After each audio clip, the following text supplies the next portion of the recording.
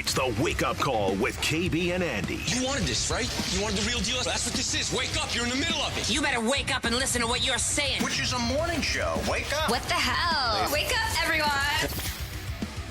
All right, let's get it going on this Monday. Boy, tons to talk about, and I think this is the first day KB is in a T-shirt right now. I didn't wear a coat or a jacket to the office for the first time, it feels like, in 3 or 4 months, and we got you here on the wake-up call for the next 3 hours. A busy, busy weekend here in Indy, and boy, not a good one for the Pacers. No doubt we'll talk about that. Tons of leftover combine items for us to dive into. A couple guys that maybe moved up our draft boards with what they did this weekend here in Indianapolis in Lucas Oil. And you heard there on the morning checkdown, Purdue winners of the Big Ten. Nice outing for IU. So some good in between all the Pacer bad. KB, good morning to you, sir. How are you? This is not only a T-shirt. I caught this T-shirt at a Notre Dame basketball game. It kind of looks like a T-shirt you might catch. About a month ago. Nice. I mean, just think about that moment there, the jubilation of catching the T-shirt. Mark, there were no children around. Yeah, no children caught an elbow from Kevin Bowen. This will be perfect for Rosie to wear, and then I get home, and I'm like, oh, it's an XL. Looks like Dad will be wearing this. Of course it's an XL. They're not throwing smalls and mediums out to a bunch of dudes at a basketball game. It was a cheerleader that underhand tossed it. I thought for a moment there maybe Rosie could fit in it. 5 of 6, by the way, for Micah Shrewsbury. Listen. And the Irish. Still waiting for you guys. We can talk about that. Want to carve out 20 minutes. We can move Tyrese Haliburton's field goal percentage out of the way for a little while. I think Tyrese Haliburton would like if I'm sure he would. did that. It is the worst stretch of his Pacers career without question, and it is boy, it looks off. It doesn't look pretty. He looks dejected when he gets to the bench. A huge inflection point, I think, for the Pacers right now. 20 games to go. You look at the standings. They're the 8th seed right now, and it's not even just this, oh, yeah, you wake up tomorrow, you could be the 5. Right. No. You're now a couple games back of, moving up in the standings. So this is quite the breaking point time for the Pacers. Like you said, positives abound in West Lafayette and Bloomington, much different. And shout out to Indiana State. They get the outright Missouri Valley championship. When you start to look at, and you've done this a great job, Andy, throughout this run here to March Madness Selection Sunday coming up in less than 2 weeks, that net ranking for Indiana State, that screams them NCAA tournament at-large team. Like, I know. I mean, they're top 30. Let me see where they are today. 29 in the net. If they are to get to the Sunday championship game in the Missouri Valley tournament coming up here in 6 days and they lose, they're not dropping to 48, something like that. They're going to drop to whatever, mid-30s. And that's enough to get in. I know that sounds kind of crazy to say, but that'll be something, of course, to keep an eye on this week as well. So we're starting to get into I'm ready for March Madness, baby. Hoop-centric I'm ready. Flavor. I love when we get to championship week, when you get to some of these mid-major tournaments. Again, the Missouri Valley will begin coming up here later this weekend. So a lot to get to here on this Monday morning. Yeah, I don't mind. I'll show the YouTube audience. The Field of 68 did this, where they made it. Look at that color coordination. Where they made a color coordinated grid for all, whether it be the high majors or the mid majors, where everyone starts. So, for instance, we get the A-Sun gets things popping off today. So we get a little A-Sun action. March Madness officially here. So I think it's a week from tonight, right? Is that when ESPN will go championship game at 7, 9 on Monday and Tuesday nights? I feel like it leads into kind of the major conference tournaments. Yeah. So next Monday we'll have the SoCon Championship, the Colonial, the Sun Belt, the Sun Belt, leagues. Yeah, and then you'll have the Big Horizon Sky League quarters over here at the State Fairgrounds. I need to send this to you. It's a pretty good little kind of just one sheeter, so you know what's going on. Brian Hamilton, by the way, will join us coming up at 9:30. He wrote the piece last week in The Athletic on Zach Edey. Zach Edey growing up playing basically every sport but basketball. Then it's oh, yeah, here's basketball. He loved it. And obviously he became awesome at it. So we'll talk about that. Go to the weekend coming up at 8:30. And I do want to sneak in this on Brian Hamilton, sure, Andy, if I can. You watch every Purdue telecast, they say something to the effect of, Zach Edey, former hockey player, baseball player. That's just the general bio note that, you're just praying and hoping that no one has watched Purdue in their lifetime and that note might resonate. Brian Hamilton went back to Toronto and talk to these people that coached Zach Edey. It's unbelievable, in these sports. It is a great piece with tons of terrific anecdotes. And, of course, when Zach Edey puts up another number like he did on Saturday night, and, boy, Fletcher Lawyer snapping out of it, big for Purdue as well. I thought it was a perfect time to get him on the show. Yeah, I want to talk a little bit later on Purdue. I thought Matt Painter said something interesting. He's like, people don't care about Big Ten championships like they used to. I actually disagree with Painter. His team is obviously in a totally different spot, given that everyone is waiting to see what they do in this month, right? Like this month, in the next month or so, we are going to find out if the last 11 months of wondering and talking about Purdue basketball, what they would do in the NCAA tournament. What happens? I know they backed the tournament up a week, so it's more like a month, maybe a month and a half, but you kind of understand what I'm getting at. Let's dive into the Pacers as we begin things today, though, KB. Oh, God, do we have to? I'm trying to gauge how worried we need to be in a sport where we still, they still have over 20 games here left in the regular season. And I am trying to figure out a guy like Tyrese Haliburton, who is so damn good, exactly. And by the way, his coach is really good at coaching offense in Rick Carlisle. I am trying to decide how worried we need to be. And we alluded to this last week when we were out the NFL Combine. By the way, thanks for everyone. Some fun shows out there at the convention center last week. I am trying to find out, though, how worried I am. And I can go through the percentages. They were this, they were that. Tyrese Haliburton in the last 4 games is shooting 26%. He's averaging 9 points a game. We can go through all of the stats. Dustin DePirek had a piece where he just listed off really, since the injury, since the All-Star break, the last 4 games, breaking it down in the Star today, how woeful his offensive outputs at times have been. To me, and you mentioned it, 703, it doesn't look right. Haliburton brings this pep to his step. He brings this joy. You have mentioned the Arthur skipping. And we haven't seen that now. He's in a mood. In a couple weeks. Yeah, that's the way to put it. And he's not shooting the ball well. It doesn't feel like his control over the team is what it was. And they're in this situation, I want to talk about this later, where the Knicks and the Sixers, some of these teams have massive, massive injury issues, and you feel like it's there for the Pacers. But, boy, they're not playing good basketball right now. And last night was, at times about as bad as it could be. And the Pelicans game was so bad, you almost flushed that game down the toilet over the weekend. Yeah, bad weekend for the Pacers. It was a miracle we didn't have a show the morning after that game, after the first quarter effort against New Orleans. I would say my worry level is probably at the highest it's been all season, Andy. And again, this is probably the second or third time we're going to get to tomorrow night, and it's going to be a Pacers game day, and I'm going to look at you and be like, oh, man, this is a critical inflection point week. There was that moment right around after the in-season tournament. They lost 6 of 7. Yep. Remember that just before Christmas? Yep. And they responded beautifully from that. So we'll see if they can do it. But the reason why my worry level is high is this. It's on both ends of the floor right now. Friday night, that was an abomination of a defensive effort early on in that game. And then how do you respond last night? I mean, that was a pathetic response after one of your worst performances of the season Friday night. You're playing a Spurs team that won 2 games in the month of February. 2 games in the month of February. And, Andy, you're down 12-3 out of the gate. And Carlisle's taking a timeout. And you score 16 in the first quarter. And it's your worst quarter of the season.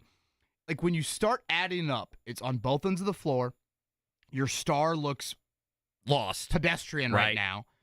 Your margin for error is slipping standings-wise. You only have 20 games, and the schedule in the immediacy does not offer a lot of favors. You're going to be at Dallas tomorrow. We know where their star situation is. Minnesota. You're going to face the best team in the West coming up on Thursday. I know they've had a couple slip-ups, but still. And then you've got Orlando, who's had your number coming up. You've got Oklahoma City a couple times. You still have that second trip out west here later this month. It just doesn't offer a whole lot of reprieve with this schedule. And that's where my worry level is at a point now where if you go back about a month and a half, this goes back to the Siakam trade, you've just been a 500 basketball team. And that is where my concern is at. Carlisle did not want to talk Haliburton at all Friday night. I didn't see anything Carlisle Haliburton related from last night. Did I miss something? No, and just hitting on that. So Carlisle comes out after the Pelicans game and immediately, and he's cutting Dustin DePirock off. Yeah, he knows when Haliburton doesn't score a point, it looks that bad. What the immediate questions are going to be. And by the way, shout out to Dustin. That's exactly what they should be. And, hey, this is a Pacer problem. It's not a Tyrese Haliburton, problem. That's basically what he said over the weekend. And that's fine. It's not totally wrong. Listen, technically, yes. Other guys. The questions have to be asked. Other guys are not playing well in this team. But the catalyst for everything that you do, the engine that's running this entire baby, is Tyrese Haliburton. And that's the reason he got the max deal. It's the reason people have been fighting for him to get the super max deal. It's the reason he's been called one of the new faces of the NBA or Team USA. It's the reason that he got all of the praise a couple weekends for the NBA All-Star game is because it's his greatness. You've talked about it. He can score up over 20 points a game, but he also can assist and run your team in getting you good and better shots. And right now, they don't have it. The 3 worst shooting nights of Tyrese Haliburton's season have occurred in the last 4 games. That, I think, tells you everything that you need to know about where he's at right now. It looks lethargic. He's getting 0 clean looks. I went back, I guess this would have been maybe the Toronto game the other night, and really the first time he got a clean look in that game, it was T.J. McConnell setting him up. It's the self-creation that, again, he's so gifted at, scoring-wise and playmaking-wise, that just isn't there for him right now. So, I think we will give our best effort to try and ask for Carlisle that tomorrow when he joins us. But right now, it's unlike anything we have seen with Tyrese Haliburton. And again, Friday night, so ugly defensively to start that game. And then last night, that's how you respond? Yeah, 16 points in the first quarter. That to me is where you have this added worrisome for where the Pacers are at. And you're just not in a position to live with growing pains like you are maybe in November and December. Like, this is March. You have a month and a week left of the regular season. That is it. And the schedule, again, does not offer a whole lot of, there's your get right, win 5 of 6 sort of ordeal for the Pacers. So some major questions for that team right now. Again, it'll be at Dallas tomorrow night. That is an 8:30 tip. Again, shout out to the Purdue Boilermakers. Maybe we can get Scotty on this. Andy, if they win tomorrow night, which at Illinois is going to be, I would say, arguably their hardest Big Ten game of the season, they will have won the Big Ten by multiple games for a second straight season. I'd be hard-pressed to find how many times that's happened in the history of the Big Ten Conference. Yeah. Certainly in the last couple of decades. You don't see teams, let alone just win the Big Ten in back-to-back years, let alone do it by multiple games. They have an opportunity to do that here coming up tomorrow night.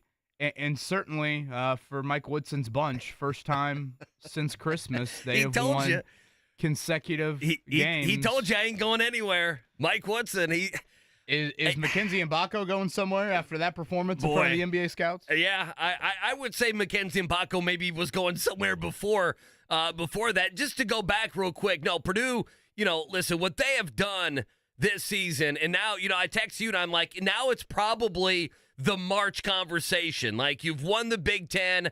I expect them to either win the Big Ten tournament or, be there, go far enough to where it's not, of course, and I think they could even lose their first game in the Big Ten tournament. It's not going to jeopardize them being the 1 seed. Could they lose, if they go through the Big Ten tournament, they beat Illinois, hell, maybe they beat them tomorrow. We're talking about the overall number 1 seed. But, you look at Edey, who is fantastic, and you look at in these games, whether it's been the last couple weeks of Fletcher Lawyer, whether it was Jones on Saturday, they have been able to weather guys not having good scoring outputs.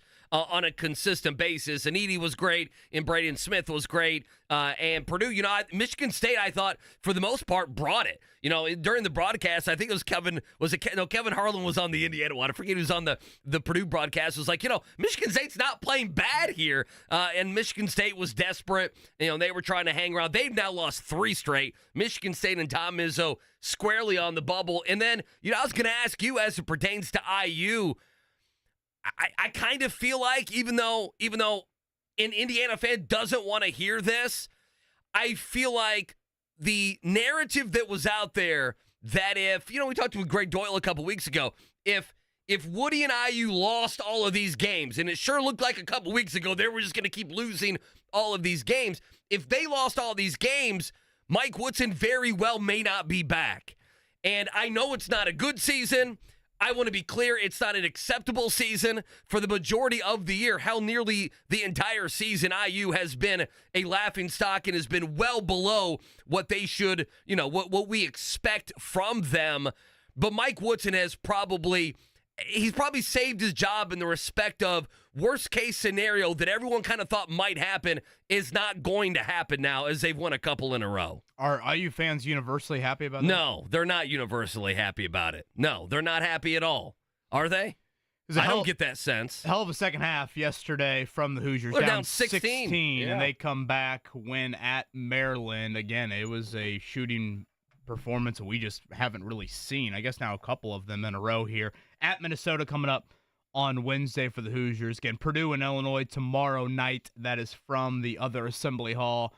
Quite the matchup there. Peacock action for Purdue and Illinois coming up 7 o'clock tomorrow. And as we sit here on this Monday morning, to be expected when we talked about that franchise tag window opening up less than 2 weeks ago, still nothing on the Michael Pittman Jr. front. We know Chris Ballard pretty non-committal on if that tag will be used by tomorrow at 4 o'clock, and we asked him last Thursday about that. So certainly some action we will get, though, one way or the other, coming up by tomorrow at 4 o'clock. And as Andy said, I think a couple of combine takeaways I want to get to at some point. Actually, some local flavor to the combine. We aren't used to that. There's some speed in the Indy area. We will touch on that here at some point as well. It is balmy outside. The T-shirt I thought was legit. Sometimes you wear the T-shirt in March and you're like, you don't really mean that, do you? Yeah. You're but the guy was legit. You're the guy that wears shorts because his legs don't get cold. Like everyone's known that guy. I walked outside this morning. I'm like, no, this was a good idea. Oh no, I'm with you. I can't wait. We get out of here. It's gonna be 70 degrees out today. It's gonna be fantastic. Enjoy Mother Nature if you can. I know it's gonna be a little bit cooler the rest of the week, but a great start to this week here in Indianapolis. I'm Kevin Bowen. He is Andy Sweeney. Mark Dykton on the ones and twos. Thank you for spending this Monday morning with us. It is the Wake Up Call right here on 93.5, 107.5 The Fan. The Ride with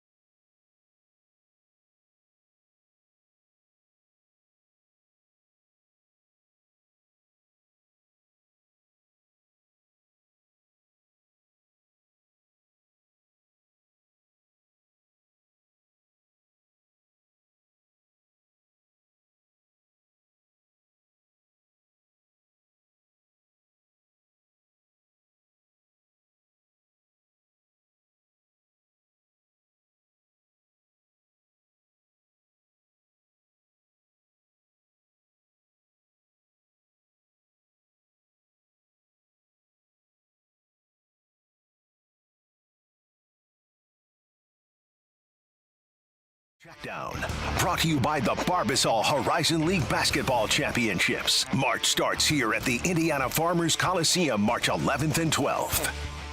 All right, let's get into your morning check down. Not a good one if you went to bed early last night for the Pacers. 117-105 losers there in San Antonio. Wembanyama was fantastic, but just bad play at both ends of the floor for the Pacers. Tyrese Haliburton just 12 points, 0 of 6 from 3, just 4 of 16 overall. As a team from three-point range, and boy, they had some good shots, KB. Just 6 of 30. And post-game head coach Rick Carlisle, it's shooting, it's defense, it's everything. We're struggling right now. We had some good looks, but shot making, is fickle, and we got beat on the boards, and defensively, we allowed them to shoot 54% and to shoot 40 from 3. So I'm not gonna put it all on shooting. It's there's elements of the game defensively we needed to do a lot better that we did not. Yeah, bad from the Pacers last night. They've now lost back-to-back games, 3 out of 4. Currently the 8th seed right now. They'll be in the play-in if the playoffs were to start today in Dallas tomorrow. Our coverage here on The Fan beginning at 8 o'clock. I think we're contractually obligated to mention Friday night as well. Ugh. They didn't have a rebound in the entire first quarter. No defensive rebounds. Did you see that stat? I've never seen that in a game in my entire life. First time in an NBA game, a team has not recorded a defensive rebound in a quarter since 2013. The year is what? Well, it's 2024, but I'm surprised it doesn't go further back than 2013. That was the Oprah defense by the Pacers was on it Friday really? night. You get a bucket. You get a bucket. You've seen who was the player for the Spurs last night who took it 94 feet? Well, Benedict. Was it my guy, Blake Wesley? I think it was. Well, Haliburton and Jalen Smith and Benedict Mathurin while sitting there. He went 94 feet and went in for a power dunk on him. First quarter. They're remembering the Alamo. Tomorrow, They right? didn't have time. Dude, Wembanyama was great. Isn't he great? Isn't he good? Was totally different than when we saw him a and couple months ago. We should mention T.J. McConnell was absolutely outstanding, but that was the only one that even sniffed that for the Pacers last night. As Andy said, 8:30 tomorrow in Dallas. All right, let's go back to Saturday night. West Lafayette, the Purdue Boilermakers are once again Big Ten champions for the 5th time under Matt Painter. They are winners of the Big Ten, and they've done that before the final week of the regular season is even here. They'll now go for the outright title. It's at Illinois tomorrow night, hosting Wisconsin for Zach Edey's senior day coming up on Sunday. Speaking of Edey, 32-11. Braden Smith was once again an All-American, 23-9. And Fletcher Lawyer, you talk about an important stat line for him, snapped out of it a bit with 15 points. So again, Purdue 80-74 over Michigan State for Big Ten title, 22 for the Boilermakers. I'm looking forward to tomorrow night. Are you? It's gonna be a fun one for them. No, I mean it's a massive game. I mean it's a fun game. Listen, Purdue. I thought you want the outright. Don't you? You want the outright. I mean, to me, I thought Purdue, and especially in the first half, they did the thing that I had praised them for all season. They just out-hustled Michigan State. Like, there's just 3 or 4 times where, the ball's on the floor, they get to it. It's some sort of a loose ball play, and they make that play. You get it into Edey, he gets an and-one. Like, it's just a back-breaking play, and they had 3 or 4 of those, I thought, in the first half. All right, let's go to the Indiana side. 83-78, that's your final there as IU goes on the road. They beat a Maryland team. IU and Maryland are very similar. Obviously, one of them 16-3, one's 15-15. Very similar. You talked about how Maryland's not a good home team. Down 16. Indiana comes all the way back. One reason, Xavier Johnson, who also, he played 32 minutes. He got the start in the second half, had 13 points. Here's Mike Woodson post-game on his point guard. We've had our struggles this year, but just to have him back out on the floor, his family and mother and father and all of his family members were here tonight, and he had a good showing, man. And most importantly, we won. And that's what counted. It was a hell of a second half by Mike Woodson's bunch there. He kind of kept with the 5-man group, a little bit of Anthony Leo, but mainly Xavier Johnson, Trey Galloway, Mackenzie Mbako, Malik Renew, and Khalil Ware. And they were awesome, really. and executing that comeback. I thought frankly, he looked like Oregon Ware in the first half of that one. But Mbaka was great in front of the NBA scouts.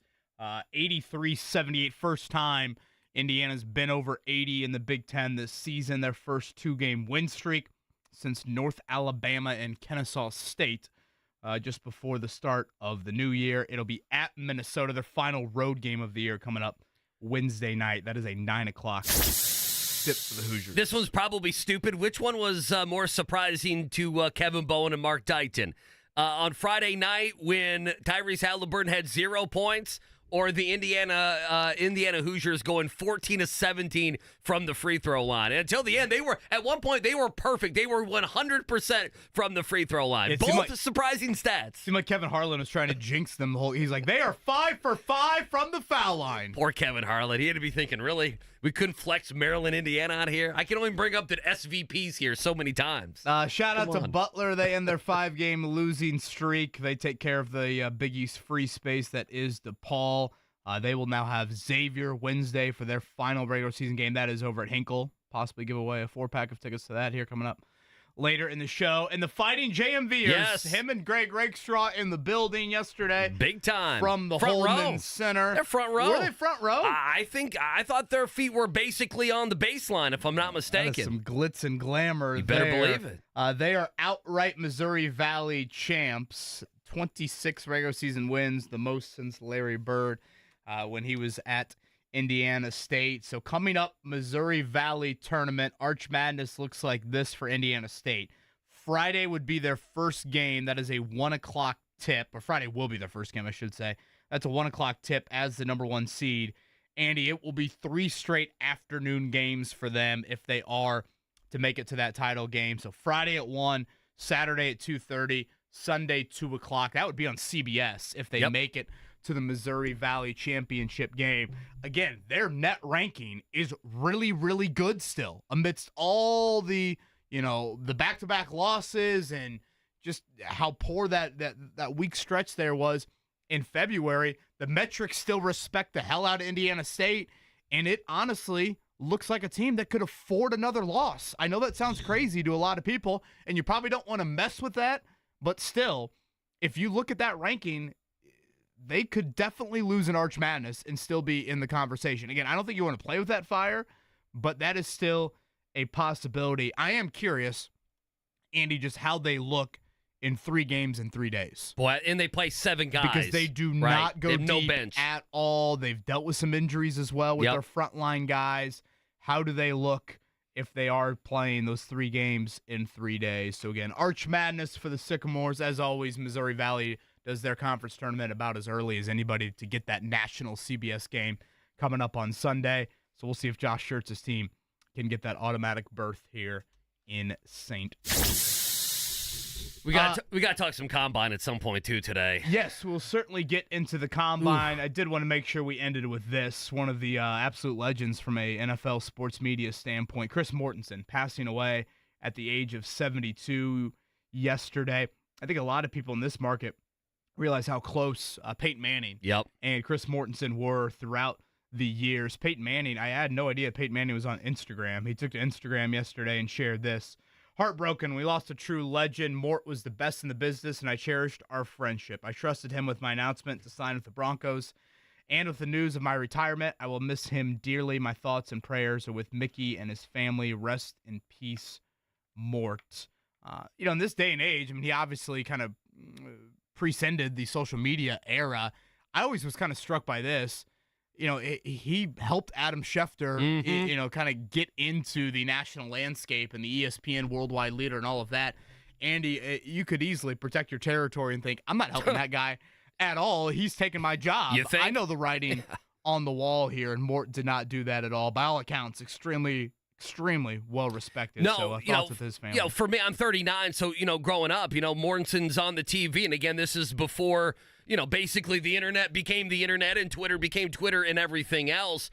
So when Mortensen, if it's a Thursday night or it's a Saturday or a Sunday morning before all the NFL games, when he's on your television, something's happening. He's giving you some good information. I think your bit there about Adam Schefter isn't spot on, and then the last several years, him being sick and still working and still reporting and going on, like, and you could tell it was like, no, I'm going on television. I feel well enough that I'm going to be able to go on television. He really saw. Yeah, he was struggling. Oh, he was. He really saw the relationship there that he and Schefter had, right? When Mortensen was struggling. But it's too bad. It's too young. And boy, he fought it. Really, I feel like for the last decade, 7-8 years, Chris Mortensen has fought. He's fought the good fight. It was terrible, quite frankly, seeing that he passed away yesterday at just 72 years old. Some lingering combine thoughts we're going to get to here on the other side. Again, we are inching closer to that Michael Pittman Jr. franchise tag deadline. You'll start to see some of those handed out today. Will the Colts do that, or will they try to get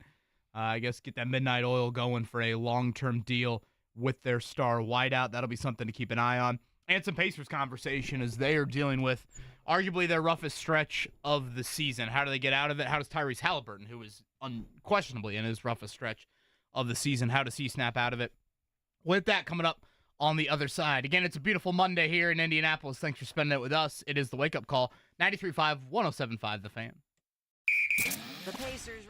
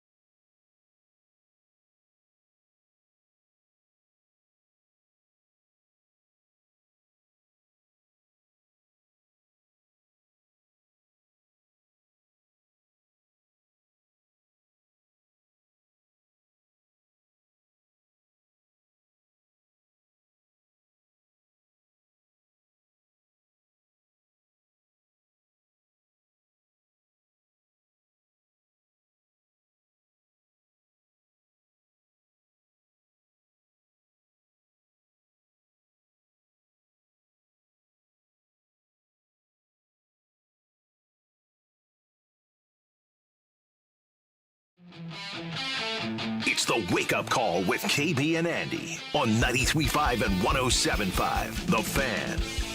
Yeah, appreciate you waking up with us. Wake Up Call, KB and Andy, Marc Dighton producing on this Monday. Should be a nice Monday here in Indianapolis. Get outside, wear the T-shirt. Maybe not the Notre Dame basketball T-shirt, although they won 5 out of 6, haven't they? Come on now. The Fighting Shrewsberries. It's an unnecessary shot.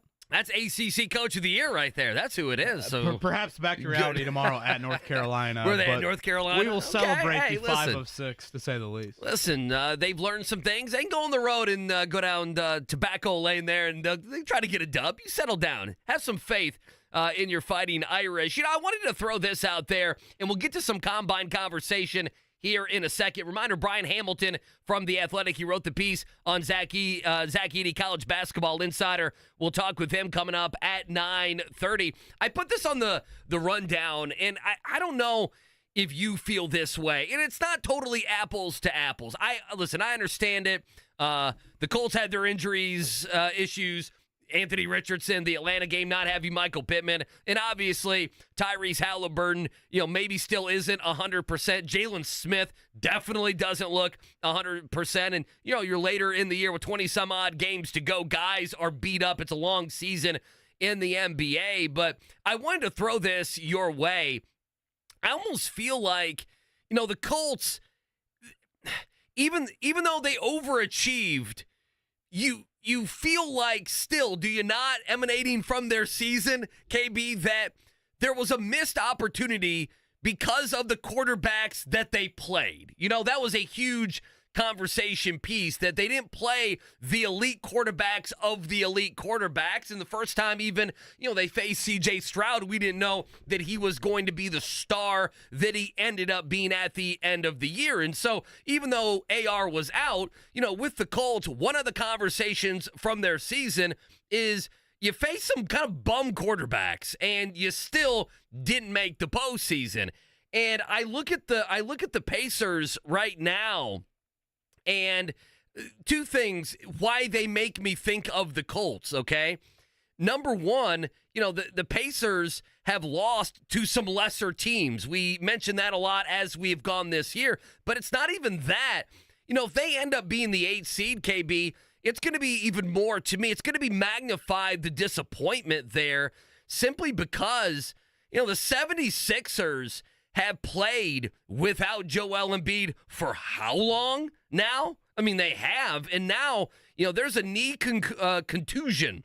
X-rays were negative to Jalen Brunson, but you would imagine Jalen Brunson is going to miss a little bit of time. The Knicks traded for OG Anunoby, and, he played those first, 3 weeks or so, and he has been injured, and they don't know, how much, if he's going to be back this season. And the same with Julius Randle. Last night, they don't have any of those guys. The very beginning of the game, Brunson goes down, they walk into Cleveland and win the game. I guess my point is, much like the Colts, who face mediocre quarterbacks, didn't make the playoffs, the Pacers in front of them have had teams that have had their star power basically nuked. And if the Pacers don't take advantage of that and they end up being the 7 or 8 seed, that's going to be really disappointing. Well, and I would add to that as well, you made a trade to, add star power mid-season. So, at the start of the year, Andy, I was, 45 wins, 5 or 6 seed. And, they've been on pace for that pretty much the entire season. Then you make the Siakam trade, and it's like, well, your expectations shouldn't dip any. Your expectations should be at least at that part. You don't trade first-round picks to be in the play-in game. Yeah, to be the 8th seed. And that's right now where you're at. And when you're in the play-in, it's just that's not a game anyone wants to be in. Those are games of one-and-done basketball that right now you'd be on the road. I mean, you'd be at the defending Eastern Conference champ right now in that first-round game. If you were to lose that, now you're playing for your season. And that's just not at all what you wanted from this team. And again, that's me going back to the preseason expectations. That's not me resetting things after you make the Siakam trade, which anytime, again, you give up 3 first-round picks for a 29-year-old star, you now have grown the short-term expectations for your operation. And I think the worrisome is you're not seeing a team that is playing its best basketball as the season reaches its final stages. You want to be an ascending team. You want to be a team that's showing more signs of life, and it's been the reverse from this team here really ever since the trade. They've just been, clunky is a word that I've kept on coming back to. It just is clunky right now with this team, and I think there's major Haliburton questions of what is he giving you? Mm-hmm. Because what's happening? You just need him to be at that incredibly efficient playmaking sort of self, which you don't want to take for granted. But again, this team needs that. And right now, he's not even sniffing. It's the three worst shooting games of his season here in the last 4 nights. And it just, his spirit is so contagious. And now every time he goes to the bench, it's dejection. It's the opposite of what it has been. Immediate head into the lap. It almost seems like people are kind of afraid to talk to him. Like, no one's putting his arm around him. No, it's like, is this a James Johnson moment to like kind of, okay, we need you to snap out of it. Is some of this just simply he's at the top of the scouting report and teams are throwing all this length at him and this is going to be more of the reality moving forward? Again, I don't think that's necessarily the case, but we know defense is always a question for this team. There's no debating that. We saw it again on Friday night. But when your offense is starting to struggle and not get anywhere near to the level that you were at earlier in the season, that's when I think you have some real questions. So this is the most worried I've been about the Pacers all season long. Yeah, 6 of 30 from 3 yesterday. I will say they had so many open shots. That's the only reason that I'm not totally going out the deep end, KB, is you have to feel like, and Carlisle will have him on tomorrow, we hope at 8 o'clock, we'll talk about that with him. Like, your job, and I think even Bugner talked about this during the Bally's broadcast, your job as a coach is to get good looks for your guys. And I thought maybe besides Haliburton that they did that. Before Combine conversation, it's worth mentioning this as well. How much do you want to talk about the Buddy Hield factor to all of this? Because, when they won some games, it didn't really matter, and Buddy Hield had been shown the bench, and we also know that, I don't think people around here, it was too much weeping and gnashing of teeth. Maybe our guy JMV was more right than we thought, and he's been, Buddy Hield's been fine in Philly. He hasn't been, overly great, but he's averaging double figures for them. He is now gone. You mentioned someone to put their arm around Haliburton. Perhaps maybe it was he that could do that. If nothing else, you can talk about spacing and Buddy Hield and anything else. Does that conversation resonate with you? Now it's being brought up given that the Pacers are so bad. Well, and I don't think the movement has been that great with Siakam either. Siakam is a very gifted offensive player, but oftentimes that comes with you throw him the ball, and then for 4 or 5 seconds, he does his whatever. And again, I'm not saying that he's a very gifted offensive player. Like, he has the ability to, you throw him the ball to go get you something, right? Yes, he can go get a bucket with whatever, spin move, a pump fake, a face up, a drive, et cetera, et cetera. But that ball just stops for about 4 or 5 seconds, and you don't have that kind of around the horn rhythm that I felt like you were having when he was not in the lineup. And the thing too about not having Buddy, when you're starting Nembhard and Nesmith, the thought there is defensively, that's why you're putting them out there.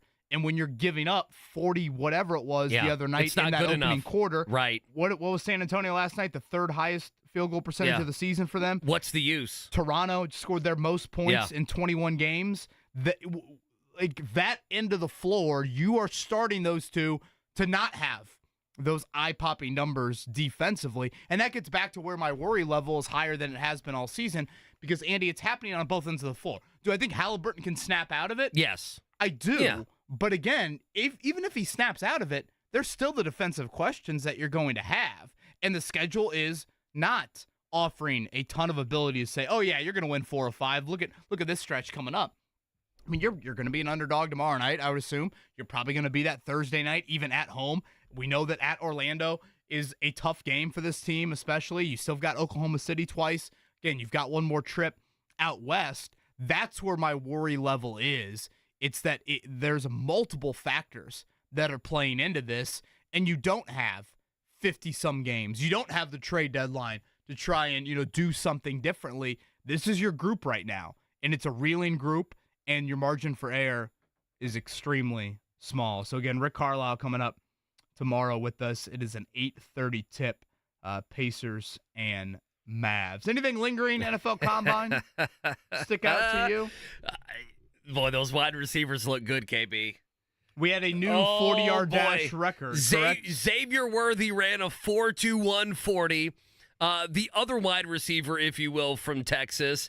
So he's now moved up. And then my man Brian Thomas, now if you remember last week, he's the big 6'4" guy from LSU. He's the guy that was opposite Malik Neighbors there at LSU. And he had a big combine as well. I was trying to get his official numbers here, but he had a big combine running a 4.3 340. Again, he's 6'3", 209 running a 4.3 40.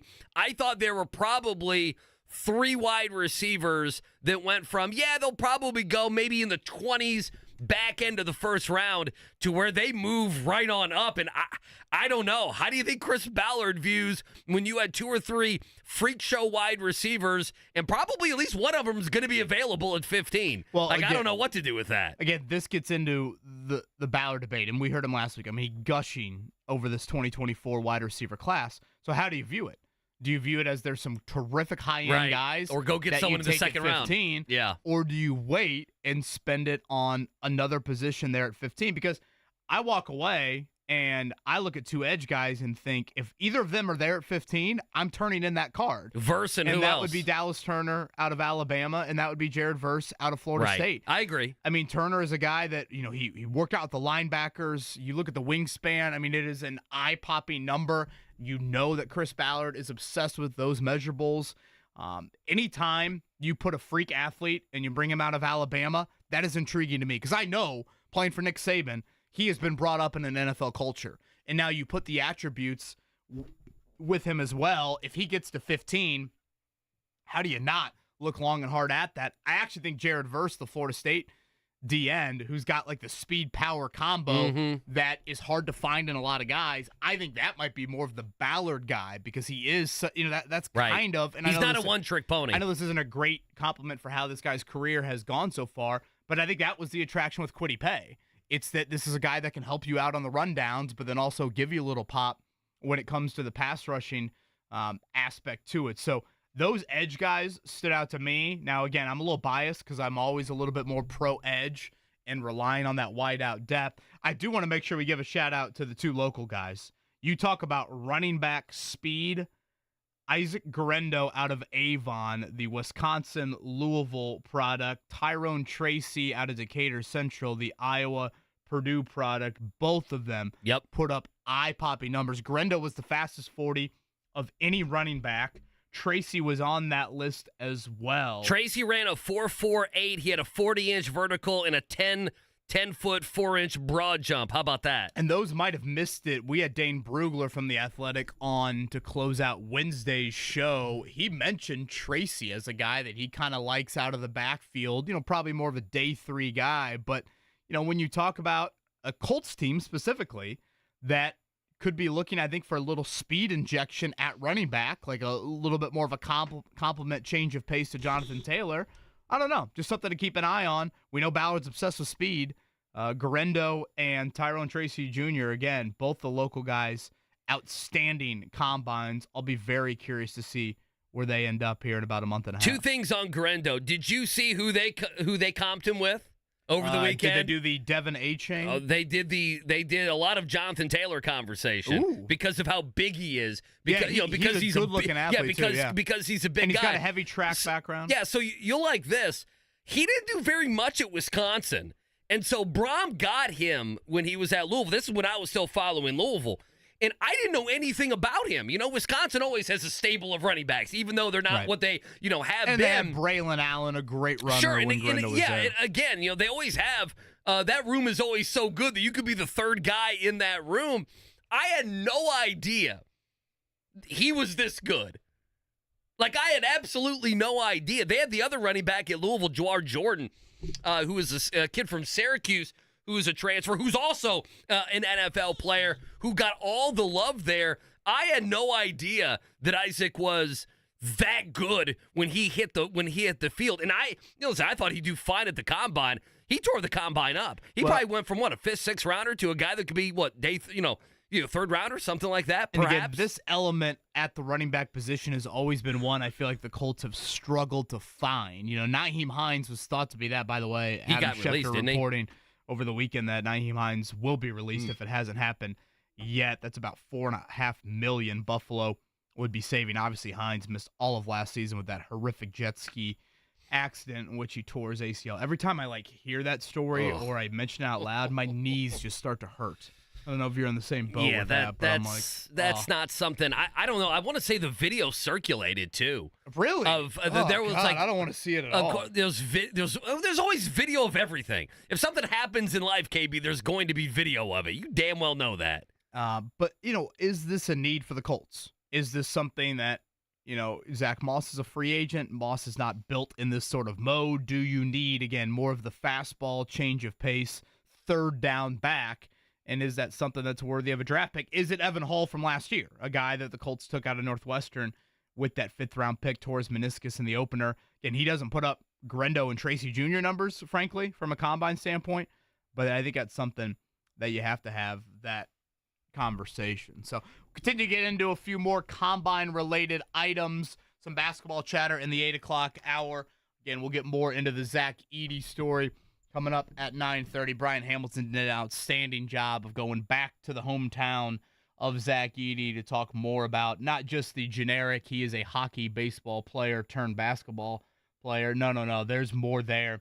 Great piece from the Athletics. We'll do that coming up here in the 9 o'clock hour. Thanks for spending this Monday morning with us. It is the Wake Up Call, 93.5, 107.5, The Fan. The Ride with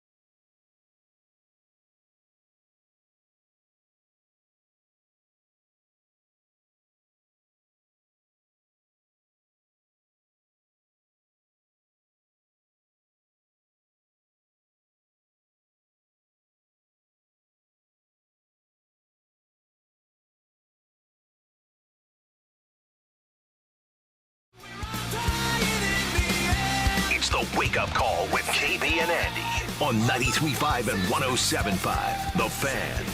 All right, 8 o'clock, broadcasting live from the DriveHuber.com studio. KB and Andy hanging out with you. It's the Wake Up Call. We got you till 10 o'clock. Reminder, Brad Hamilton from The Athletic will join us coming up at 9:30. I'm going to quiz you. You ready for this, Kevin Bone? You ready for a little quiz? Okay. Pop quiz before 9:30. I thought Scotty was out. Unacceptable. By the way, Scotty is out, which means the pop quiz this week We'll just half-ass it. will just it'll be much easier. There'll be no this day in 1939, Boston Red Sox baseball. Do you know who Javon Hanna is or Anthony Crump? Now, I'm not expecting you to know, but do you know who either one of those gentlemen are? Anthony Crump, Javon Hanna. Yeah, bullpen guys for the Marlins. For the Marlins, no, although they do sound that way. Not the case. They're Western Michigan basketball players. Oh, shout out to Joe Wrights. Well, did you see how they beat Ball State over the weekend? Boy, I did. Was that the bouncing inbounds pass? The score at Ball State was 76-76 when sophomore guard Javon Hanna threw a full court pass which bounced. It then goes up in the air.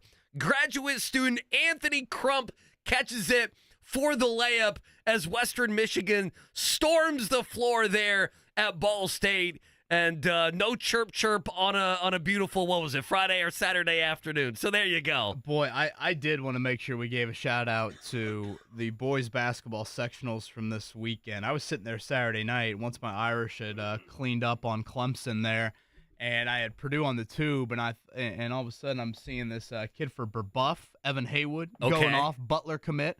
So I dialed up. Guerin and Burbuff watched the final overtime, both overtimes, on IHSATV.org. Tell me you've seen this finish. I have not seen this finish, no. It's gone national. How did I not see this? Okay, Dan maybe Wetzel, I did then.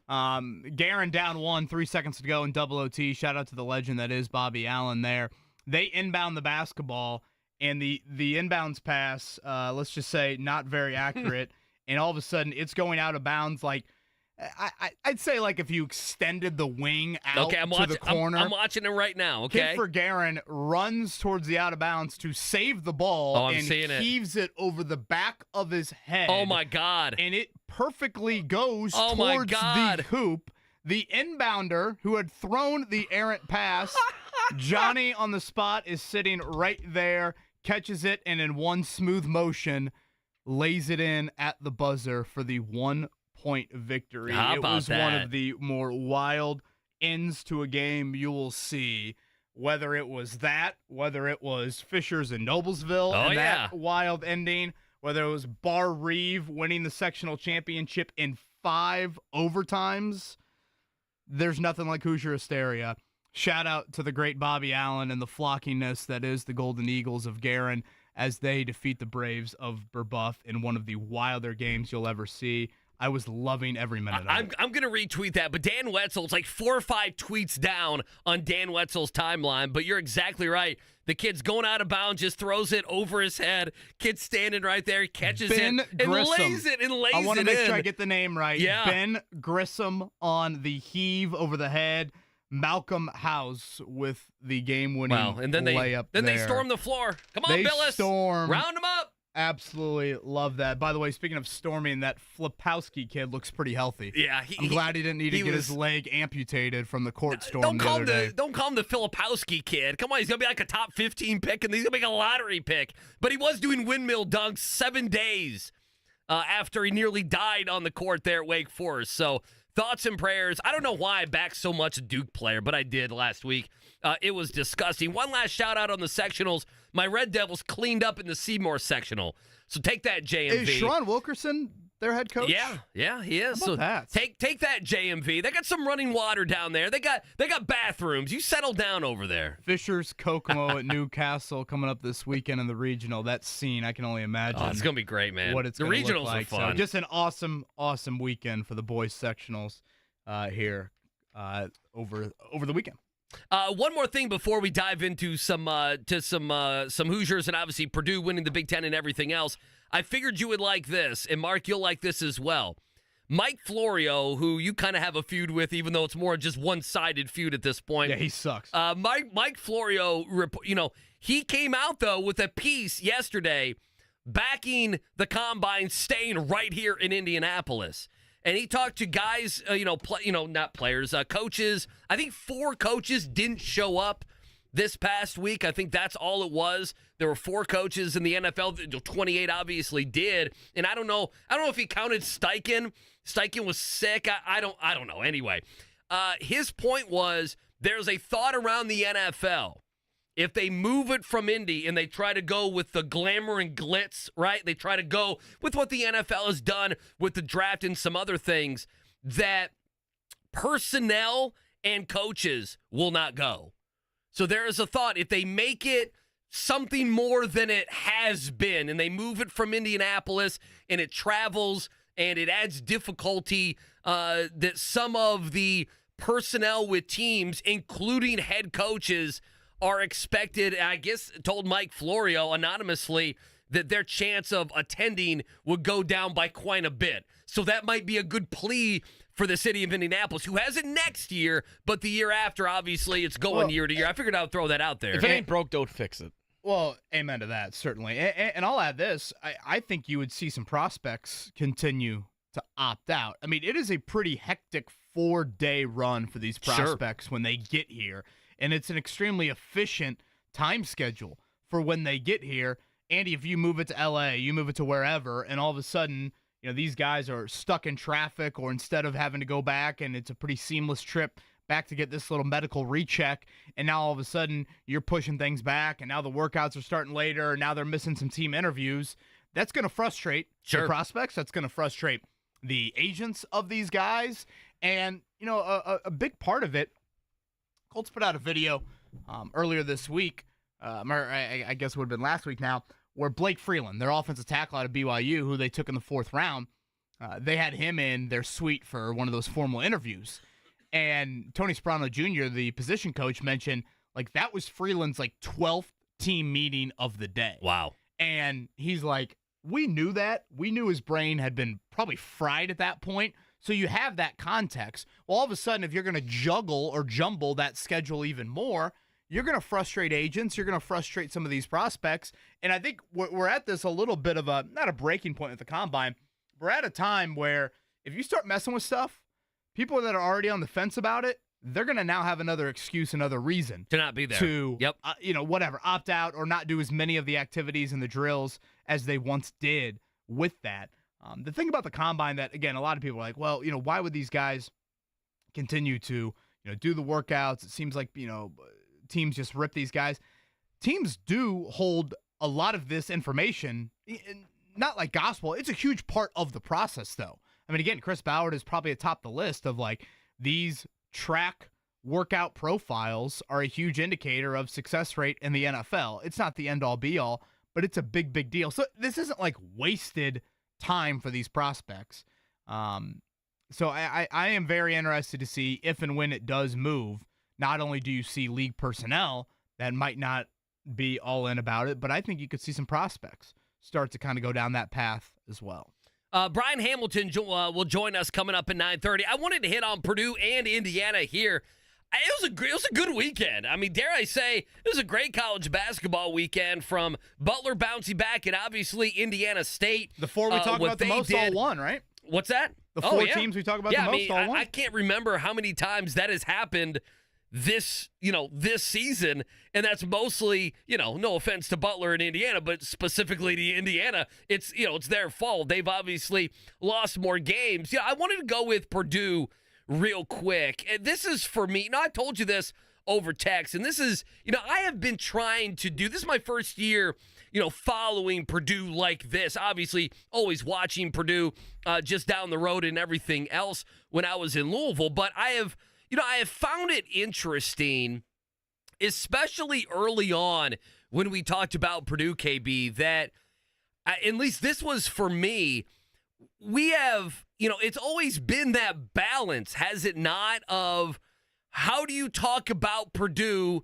Purdue is great, but how do you talk about Purdue where you don't come back to some of the failings that they've had in the NCAA tournament, right? And I remember early in the season, we had Mike DeCourcy on, and, Mike has lectured me different times of you got to enjoy, the precious present, right? You got to enjoy this season. It's different than last year. It's different than the year before. And, winning all these games and winning the regular season Big Ten, if they end up doing that by multiple games, that is such a great feat. And there's no reason as well, that Purdue won't go and win the Big Ten tournament. I mean, they may not. Of course, anything can happen, and there's going to be some desperate teams that need a big win. It's neutral floor and everything else. But if you told me here in the next couple weeks that they take care of business here, the final couple games, they go and they win the Big Ten tournament, I would not be surprised. In the overall number 1 seed, none of that would surprise you if you're a Purdue fan. But I think for me, and I don't know why I felt this way, and it had nothing to do with Michigan State, who gave a valiant effort over the weekend. Illinois and then Wisconsin, and listen, I think they take care. Did Wisconsin lose again this weekend? They did, yeah. Did they lose to Illinois this weekend? Yes. I mean, Wisconsin is in a bad spot. Yeah, they lost at home to Illinois, and Illinois is a good team. I actually like Brad Underwood a good amount. I guess my point is, all year I have been hesitant and viewing Purdue through the prism of, wow, it's such a great regular season, but now it's NCAA tournament time. And by the way, I think I'm in the minority. I think Indiana fans have viewed Purdue that way. I think a lot of college basketball people, and I think Purdue fans, the ones that we talk to. It comes back to, the Big Ten matters, but it comes back to what you do in the NCAA tournament. For me today, I sit here finally on this Monday, our first Monday together in March, and I kind of feel like my brain has turned that way, to where now I am solely on, okay, you've taken care of the regular season Big Ten. I think they'll be fine in the Big Ten tournament. They've already solidified themselves as a 1 seed, where they're going to be playing down the road here at Cambridge for the first 2 games. And now I kind of feel like my basketball mind with Purdue has transformed, KB, to where I am viewing them through, okay, you ran this gauntlet. Now it's time to see if the last 11 months or so that you have been thinking about, getting that bad taste out of your mouth, now is Purdue going to do that? And I know they still have 2 games left in the regular season. The Big Ten tournament's upcoming. I understand all that. But my brain is already transforming, if you will, to where I'm like, okay, Purdue has had all this time to think about it and to be unhappy with the way their seasons have ended. Are they going to fundamentally change that? And for some reason, when we hit 0 at that Michigan State game, that's where my mind turned. I'm sitting there watching Saturday night, and I've probably been more of the flip of you. I felt differently. I've mentioned Lance Jones a lot about, I think at times you need a little crazy, and that's not a guy that's going to wake up 2 weeks from Friday, Andy, when they're at Gainbridge Fieldhouse for the first round, and that guy's not thinking about St. Peter's or Fairleigh Dickinson or any of that. And I think that's important. The other aspect, and this isn't earth-shattering news, I think our listening audience have known I've always had a bit of a crush on him as a player. Like Braden Smith, the dude is an All-American, and he's not sniffing any sort of freshman wall that he hit at times late last season. If you remember, when we got to mid-February last year, Fletcher Lawyer was, I think, already kind of reaching this, like, oh boy. Right. These freshmen, it's just hard for them to sustain it for whatever, 30-plus games. Braden Smith had some single-digit outings. The assist numbers maybe weren't where it needed to be, and you could kind of see some of this coming. None of that has been there for him here in the month of February, now into the month of March. He was outstanding again on Saturday night, and that, to me, is, I think, the one question. Like, before you get into Edey, and Illinois is one of the few teams, and foul trouble played into it, but when Zach Edey faces Illinois tomorrow night, that's his worst game of the season. Mm-hmm. That's 10 points. That's the season low. That was the foul trouble game going back to early January. I almost just put that to the side. If you're going to try and slow down, stop Purdue, if they're not going to get on a run in March, you have to take away Braden Smith first. And right now, that's been beyond easier said than done for all of these Big Ten teams. Like that catalyst, that quarterbacking ability that he brings to the table, no one has been able to do it. And at this time last year, he was hitting that wall. And now I don't see any of that. No. He's 10 or 11 games in a row in double figures. 3 or 4 of those games are double-doubles. His rebound numbers are fine. There's no hole in his game. He had 23 points the other night.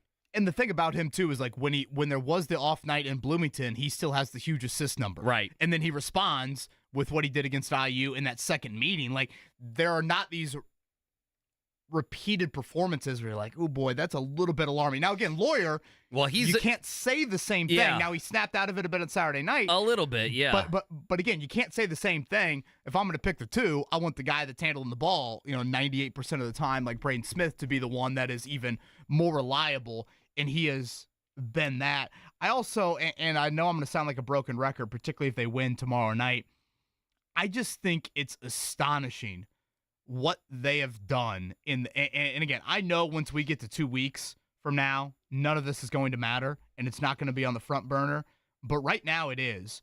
What they have done in the non-conference over the last few years, the undefeated non-conference schedules against those opponents, it is an incredible feat. And now, again, if you win tomorrow night and you have won the Big Ten in back-to-back seasons by multiple games, I should stop talking about it and look up this stat. Andy, that does not happen. No. That does not happen in major college basketball conferences, and certainly does not happen in the Big Ten when the scouting is a lot heavier, these road environments, they're supposed to be so difficult to play, and to have done that in back-to-back seasons, again, it's an incredible feat. Now, 12 days from now, the conversation will be different. But here on March 4th, you can celebrate that, and you can enjoy that moment. It's remarkable. Can you? I think you should. I think probably the better way. But I think that's the question. To put it, yes, yeah. There will come a time where it's like, wait, that's going to supersede anything you did in the Big Ten regular season, anything you did in the non-conference. That's just the nature of how a college basketball season goes, and especially when you've had the March issues that Matt Painter's had here as of late. But for right now, you can and should celebrate that and enjoy it because, again, when you get to noon on Friday, March 18th, 19th, 20th, whatever that day is, that's going to be a hellacious day for a Purdue fan and how nerve-wracking that's going to be and that first weekend in general is going to be. But just because we'll get there coming up a week from Friday or 2 weeks from Friday, whatever it is, doesn't mean that you can't sit here and look at what they did in the Big Ten regular season and, again, go back to what they did in the non-conference and look at that and be like, damn, teams just don't do that. There's nothing else they could do to prepare themselves for the NCAA tournament with what they have done and accomplished in the Big Ten, and by the way, still can do and still can accomplish in the Big Ten. And you mentioned what they did in their out-of-conference schedule. So many teams mail it in the out-of-conference schedule. I mean, if you just look at it and listen, the net is a tricky thing. I'm looking at bracketologists right now. Purdue, they have 10 quad 1 wins. They have 6 quad 2 wins. And, a lot of those quad 2 wins are against teams that will eventually play in the NCAA tournament. So there's 16-3 in quad 1 and quad 2. Like, I like this Auburn team, but Auburn's numbers, again, Purdue's number 2 in the net. Auburn's number 6 in the net. Auburn is 1-7 in quad 1 opportunities, KB. One. Purdue has 10 of them, and Auburn very well may end up being a 2 seed, a 3 seed. So, listen, I think as well, if you're a Purdue fan, the one thing, I covered for so many years, and this being a Notre Dame fan, I was covering so much that everything that I did was through the prism of Louisville or Kentucky. And I think for me, if you're a Purdue fan this year, you want to win for yourself, but you want to win also because of how lackluster Indiana has been, right? Like, Indiana's been able to be lackluster, but Purdue has had the March shortcomings, so it's almost kind of like padded them not being very good because, let's just face it, because of who they've lost to, Purdue has been one of the stories, right? Unfortunately for them. at times one of the more negative stories with the NCAA tournament. If you're Purdue, you want to make that damn Final Four. You want to be in Phoenix because it irks the Indiana fan even more. And I guess that's a good way to transition to IU. We had Greg Doyle on a couple weeks ago, 3 weeks ago, KB, and he said, hey, if they lose out, if Indiana goes and they lose out, there's a chance here, that Mike Woodson might be very much on the hot seat. And I think, listen, I don't have any respect for this Wisconsin team. I have made fun of Greg Gard. I don't think he's a good coach. I don't think, at the beginning of the year, this Wisconsin team, they're not your father's Wisconsin team. Whatever, okay? And they lost again over the weekend. And I don't have any respect for Maryland this season, obviously.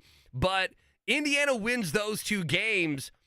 And for me, I kind of feel like any of the juice that Indiana fans wanted to use against Mike Woodson has really gone away.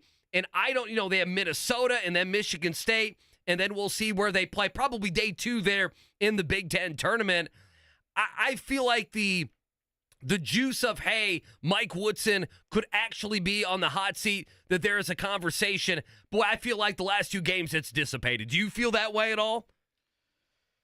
And again, that's me not respecting Greg Gard and not really caring about what Maryland's done. Maryland is a 500 basketball team this year. I get torn over should 1 week all of a sudden eliminate that conversation. Against 2 generic teams. And yesterday, obviously, you could make the argument, Andy, that was their best half of the season.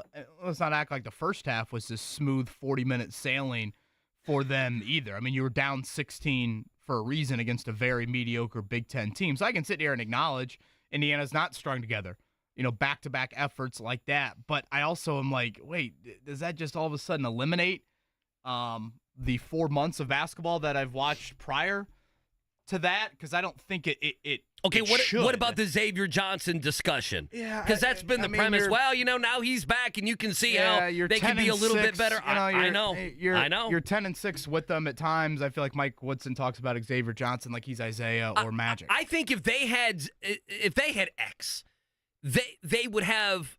I think it's fair to say they might have a couple more wins, and I think it's fair to say that they would be at least in the bubble conversation. I'm not ready to put them in the NCAA tournament, but they would be playing where if they won a couple games, where's the Big Ten tournament? Minneapolis. If they won a couple games, then we would have that conversation of them and Florida and Wake Forest and St. John's and some of these bubble teams, Virginia, perhaps a bubble team, that maybe we would talk about Indiana like that instead of, hey, it's been an abject failure. And I'm saying that I'm not a huge Xavier Johnson fan. Right. It's just do we forget that he got benched for Gabe Cupps at one point earlier this season? Do we forget he got ejected from a game this season? Do we forget, flagrant foul galore? I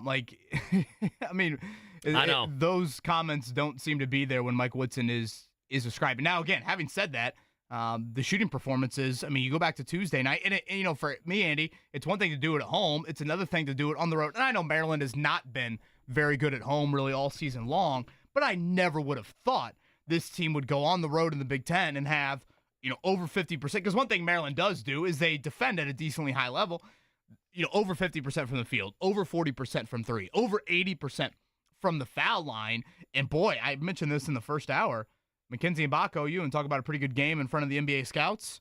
That was he looked pretty good. Very, very good performance from him on a day when Cleo Ware, and I have not said this about Ware really at all this season, in the first half, it looked like Oregon Cleo Ware. And I'm thinking to myself, oh boy, this is not, that's how he follows up such a great night on Tuesday against Wisconsin, but everything started to flip there in the second half, and I thought Mbako was a huge, huge part of Indiana getting their first back-to-back wins since December. What about the breakaway dunk from Ware? 2 giant steps? Was there a third step in there? I got nervous it was going to go like the Ohio State one. Remember when he had the awkward fall against Ohio State? Yeah, that that's game a great was point. Kind of like Ohio State yesterday. A little bit. Who, by the way, Ohio State dismantled Michigan. They got to get rid of Juwan Howard, don't you think? Is Diebler going to get that job? I don't think you give him the job. I saw Jeff Goodman put out some stuff that he thinks Diebler now will be kind of a big name maybe in the mid-major community. He'll be a guy that doesn't get the IUPUI Ohio State has job. an opening, Yeah, Jake sure. Deaver There you get that go. job? Yeah, maybe the IUPUI job. I don't know, some mid-major. I haven't followed Diebler's career until 2 weeks ago. But they dismantled. Did you see the end of that game? By the way, I forget what the actual score was. I need to look this up. But it was Michigan, right? Michigan hit a deep three, like a third. Dude, KB, it was a Caitlin Clark, Steph Curry type three. Swished it. One of their bench guys. Time runs out. 1.1 on the clock. Ohio State inbounds it. They all do the handshake line and everything else. That got you the over.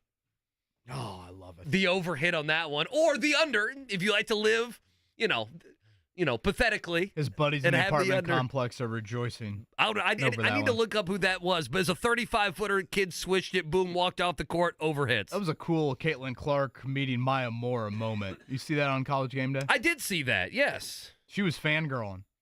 Well, I mean, how many... Caitlin Clark, I think the joke was, Caitlin Clark's a star when they got Maya Moore to go all the way to Iowa. Right. Well, yeah. Travis Scott in the building. There were quite the dignitaries there for Caitlin Clark's final game. Inside. Was Travis Scott there? Yes, inside of the State Farm Arena. guy was there. Did you see that, Mark? The State Farm guy, I think. I feel like Jake is everywhere. Jake, the State Farm guy? Yeah. Good for him. He's at the Super Bowl. He's at the All-Star game. It's unbelievable how many times I see him. All right, let's do a morning checkdown. The Morning Checkdown, brought to you by the Barbasol Horizon League Basketball Championships. March starts here at the Indiana Farmers Coliseum, March 11th and 12th. Yeah, not good last night for the Pacers. 117-105, that's your final. San Antonio gets the win, just 13-48 now are the San Antonio Spurs. Back-to-back losses for the Pacers, 3 of their last 4, now 34-28. Right now, the playoffs were to start. They'd be in that play-in as the 8th seed. Post-game, Rick Carlisle on the litany of mistakes his team made last night. I don't have a list of all the mistakes, but the untimely errors are the things that are killers. I mean, first half you get it back to within 4 or 6, and then they backdoor you for a layup, and that's something that was a big part of the scouting report. And there were other things, where we just made simple mistakes that were poorly timed, but look, I thought we tried hard. I just thought that we just weren't good enough in this game, and that's the bottom line. Boy, I got to go back to Friday night. I get that oftentimes when we do the Monday show, the Friday night Pacer game can get lost in the shuffle. Andy, they didn't have a single defensive rebound in the first quarter Friday night. Not un. I just can't believe that. New Orleans missed 2 shots, and they got offensive rebound putbacks on both of them. Yeah, I just can't believe it. I mean, defensively, how bad they were. That stat that you're giving, Haliburton. 7.5 to a very average New Orleans offensive team. And, okay, so fast forward it. That was the performance Friday. How do you respond against a Spurs team that won 2 games in the month of February? You respond last night. Like, I expected Indiana to come out and just jump all over San Antonio. I think everybody did. And it's 12-3 out of the gate. Carlisle takes a timeout. They score 16 in the first quarter, the Pacers. That ties a season low for any quarter. That, to me, is where so much of my frustration lies on this Monday morning. Again, I've not been one that's overreacted too much to the Pacers and their occasional, losing spells this season. It's a different tune for me on this Monday morning, and the Haliburton numbers are obvious. His 3 worst shooting nights of the season have all occurred in the last week. You go back to last Wednesday with Toronto, or last Monday with the Raptors, and then Friday night when he was scoreless against New Orleans, and then last night 4 of 16 from the field. Remember, he had that one stretch this season where the turnover numbers were kind of high. That isn't happening right now. The turnovers are still pretty low. It's the playmaking, mainly the scoring and the shooting, but even the assist numbers aren't at the normal Haliburton level that we are used to. It's a critical juncture of the Pacers season at Dallas tomorrow night. Indiana currently the 8th seed.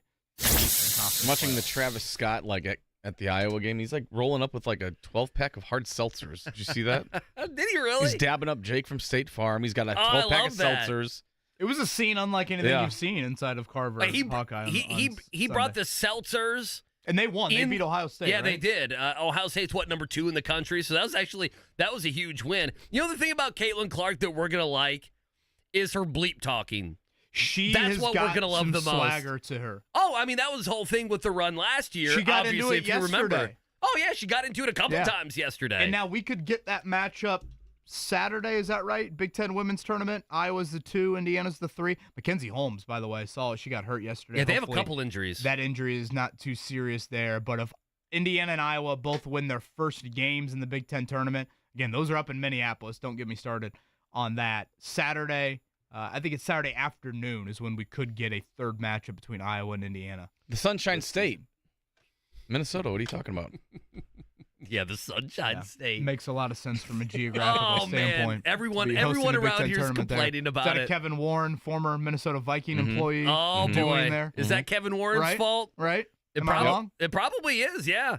Where'd Kevin Warren go? He went to the Bears, right? He's running the Bears now. Oh, there you go. Shout out to the Sycamores of Indiana State. They are the outright champs of the Missouri Valley for the first time since 2000. 26 regular season wins.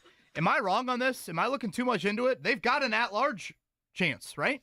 I mean, they have a chance. I'm not as confident as you are, probably. Okay, let's say they lose in the final. Right. Their net ranking falls to 34. When's the last time a team that high in the net has not made I'm going to have to look that up. Tournament? I'm going to have to look it up. They're going to be right. We need a bracket guy on the show. Oh, man. I just get so nervous when it's them versus a 18-11 ACC team. Now, they would counter and say, we're 5-4 in quad 1 and quad 2. So when you've given us the opportunities, right, we've handled them well. It's hard to get the opportunities as a mid-major. If you look at, you just rattled off Auburn's. Oh, yeah, it's difficult. Quad 1, yeah. Like when you get to these high major teams, they might have double the quad 1, quad 2 opportunities. They're also like 6-12 in them. I know. Listen, they just got to win. They got to win this weekend. My heart 3 wants more to games. make a case for the state's mid-majors. I'm trying. So I'm biased, but I also am trying to be objective and look at it and think, wait a minute. This net ranking is still pretty respectable. I think if they got and they lost a close game on Sunday, I think they would be in the top 30 of the net. Still. You said 34. I think they'd be better than that. That means you're in. Isn't the cutoff usually like mid-40s? Yeah, but this is the biggest problem is they use the net as a guiding source, but it's not the final say. So that is how that is how Indiana State could make Sunday or Saturday and lose. And you could say, well, the net is a tool. It's like the franchise tag in Chris Ballard. It's a tool, but we don't have to always use the tool. It's going to be them, the teams you need to watch, them, Clemson, who lost this weekend. Hey, but shout out to my Irish. Clemson has 10 quad 1 and quad 2 wins. They have 5 quad 1 wins. I would look at Texas, Clemson, Wisconsin, Colorado. Iowa flirting with the bubble? Iowa's all the way at 57 in the net. They're at 57. I'd look at Virginia, Northwestern, See, here's what I don't understand. South Carolina's 24-5. I thought they were in. They're 24-5. They're 47th in the net.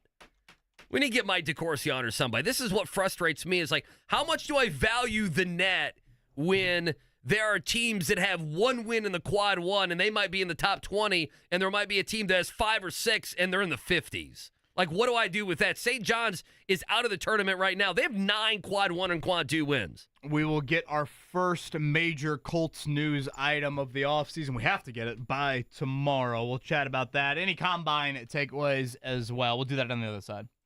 Need a new furnace or air conditioner? Call the professionals from B&W Plumbing, Heating, Cooling.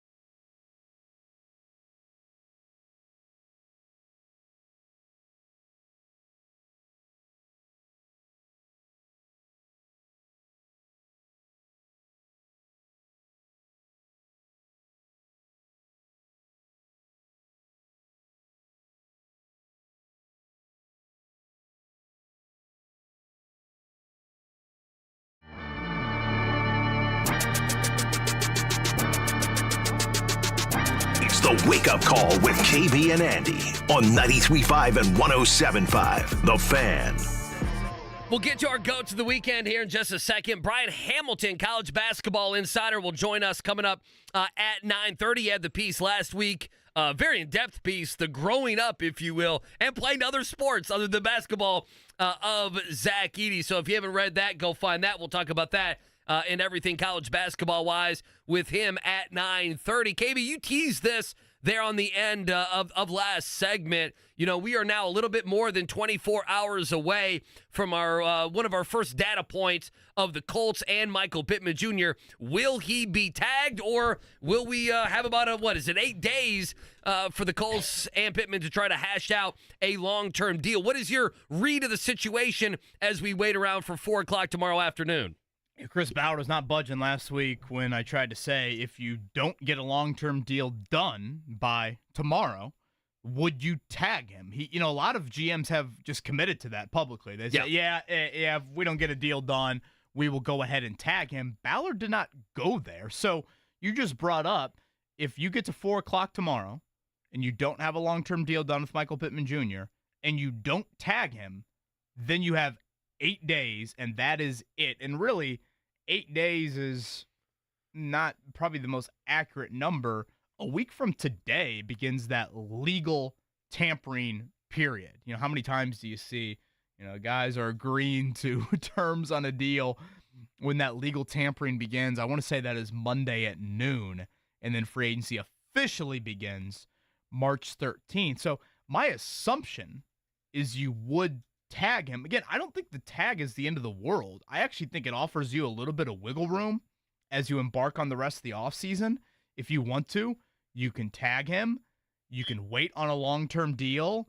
Then all of a sudden, if other deals come up, other trade situations come up, and you want to entertain that, you haven't committed $100 million moving forward or whatever the number is to him. Yes, in an ideal world, I think you would do that. But I think the tag can get a negative connotation, mostly from players, and I get that. But if the Colts were to tag Michael Pittman Jr., I would not come in here and just rip it like no other. No, I agree think with it's you. Fine. I'm 100% with you on that. I think it's fine, and you can operate with knowing he's under contract for 2024 and then maneuver if you need to the rest of the offseason while still trying to get a long-term deal done. But yes, we are about to get our first domino here of the Colts offseason. And once this happens, Andy, it's going to happen in a flurry. I mean, this time next week is when we'll really start to get into, okay, is Kenny Moore back? Right. Is Grover Stewart back? Is Julian Blackmon? Boom, free agency right after that. So the March Madness version for the NFL is really about to pick up. Yeah, I saw some, you know how they do these, teams that fit free agents. You see these all over the internet now. I have seen a few hook the Dallas Cowboys to Kenny Moore. I'm just throwing that out there. Settle down that one's been thrown out there. That they need corner help and everything Gilmore else. And Kenny Moore. Yeah, that's kind of the conversation. So we'll see. I love free agency. I know Colts fans may say, well, we don't get any of the big free agency, so free agents, so who cares? But I love the NFL free agency period. Did I see news that Mike Evans, no tag for him in all likelihood? I believe you saw that news correct, yes. Now, refresh me on Tampa's situation. Are they tagging Baker Mayfield? Don't you think you gotta figure something out with him? I mean, I don't know if it's a long-term deal or if it's a 2-year deal or what, but I mean, don't you feel like at the quarterback position you take care of Baker Mayfield and then you go from there? Am I wrong in my thinking with that? No, that's what I would do at least. Yeah, part of me thought, do they try and just kind of run it back with? It's not an aging group, but I don't think it's a super young team by any means.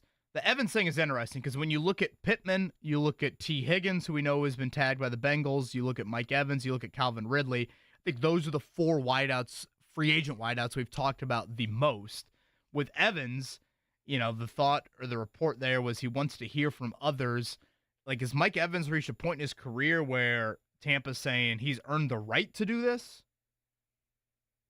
Because if you want him back, it's risky for him to listen to other offers. Has Evans said to him, hey, guys, I'm 30.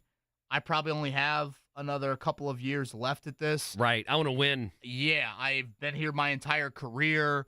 I'd like to explore other options. He should go to Buffalo. That's where he should go. Who's going to Kansas City, by the way? That would be a good fit. Well, I mean, don't you think Buffalo, they need somebody? I mean, you could say, well, then they would have two wide receivers. Their main two wide receivers would both be over 30, 31 years old. But isn't maybe there some costing you a ton of about money? Gabe Davis, too, and his future there. Yeah, I think he's done. He put a goodbye how much he loved Buffalo, and he Gabe Davis loved the snow. Like, God bless you, man.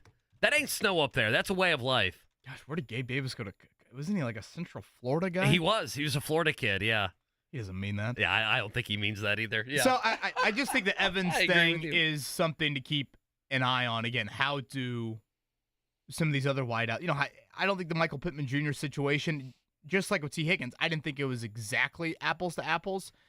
It's the age that being the big difference here with Pittman and Evans. I mean, this would be Evans' third contract, if I'm not mistaken. Pittman is still trying to get to that second contract there. But again, tomorrow, 4 o'clock, franchise tag window is closed. We'll see if the Colts use it. On the other side, our GOATs of the weekend. We'll do that next. It's the wake-up call.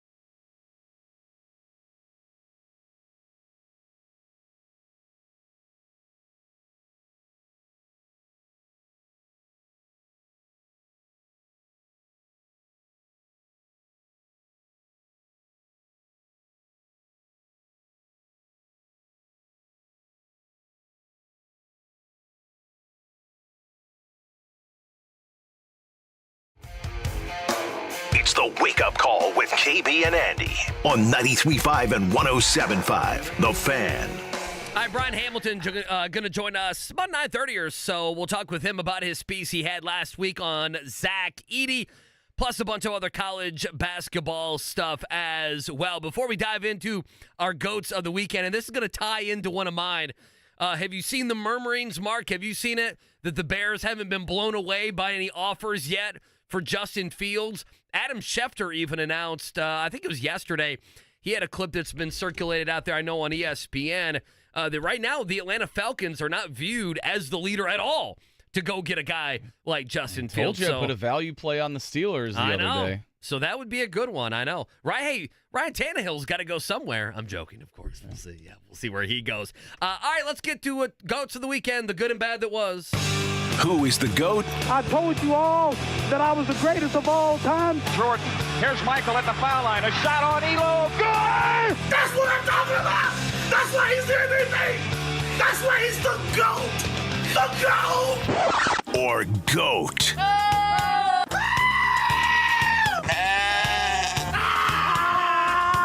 This guy sucks. Of the week. All right, the good and bad are GOATs of the weekend. I don't mind starting, and it's going to kind of stem from a little bit of what I was just mentioning with Mark. So we'll see what happens with Justin Fields. But I'm writing in today, and Chris Canty's talking about, I've heard this rhetoric a little bit on SportsCenter and everything else, that the linchpin of all the quarterback stuff, KB, and he's my big GOAT of the weekend, is going to be, of course, Kirk Cousins, who has finessed his way to now more than $230 million of guaranteed money paid to him in the NFL. There is a thought that that's where he might go, is the Atlanta Falcons. If the Minnesota Vikings do not want him, maybe Minnesota moves up. Maybe they try for a guy like J.J. McCarthy. But in guaranteed money, going back to 2016, Kirk Cousins, 20, 24, 26, 28 mil, over 40, 21, 40, and 30. My man Kirk Cousins, again, he's up in his 30s. Where he goes will be the big story of the NFL offseason. My GOAT of the weekend, Kirk Cousins. That's your big GOAT? Oh, yeah. Life is good for Kirk Cousins? $240 million guaranteed Does he still money not go in the into NFL. the office on Tuesdays? It's a lot of Coles cash. It's a lot of Coles cash. Good life. Did I see you got some grills, I believe? Mm-hmm. Yeah. Fired that off at Justin Jefferson. My big GOAT of the week, I mentioned this earlier, a little sneak peek of it. The Hoosier hysteria hype that is the boys basketball sectionals. The Garen Burbuff finish, absolutely incredible. I was fortunate to be watching that one live. Shout out to Fishers and Noblesville. Quite the scene at the mill there in Noblesville as Fishers survives and advances. How about Bar Reeve winning in 5 overtimes, their first 1A sectional since 2001 there. Just some absolutely outstanding atmospheres, gyms, the environments. Hard to script a whole lot of that. Fisher's Garen Burbuff finish. That's Evan awesome. Haywood going to Butler. His shot making was absurd in bringing Burbuff back, forcing multiple overtimes. And then what a play. Ben Grissom with the heave over the head for Garen there, finding Malcolm House for the eventual game winner, right as the buzzer sounded. Shout out to the Fighting Bobby Allens for that one. What a scene, and absolutely love it each year. I know it's not, the single-class basketball, and maybe not be the exact same sold-out gyms and environments that we're used to. It's still pretty darn special, and seeing some of those scenes on Saturday night explained all of that. So shout out to the IHSA tournament underway. My good GOAT was my Saturday. My youngest brother is getting married in June, so it was his bachelor party Saturday night in Chicago. Oh, man.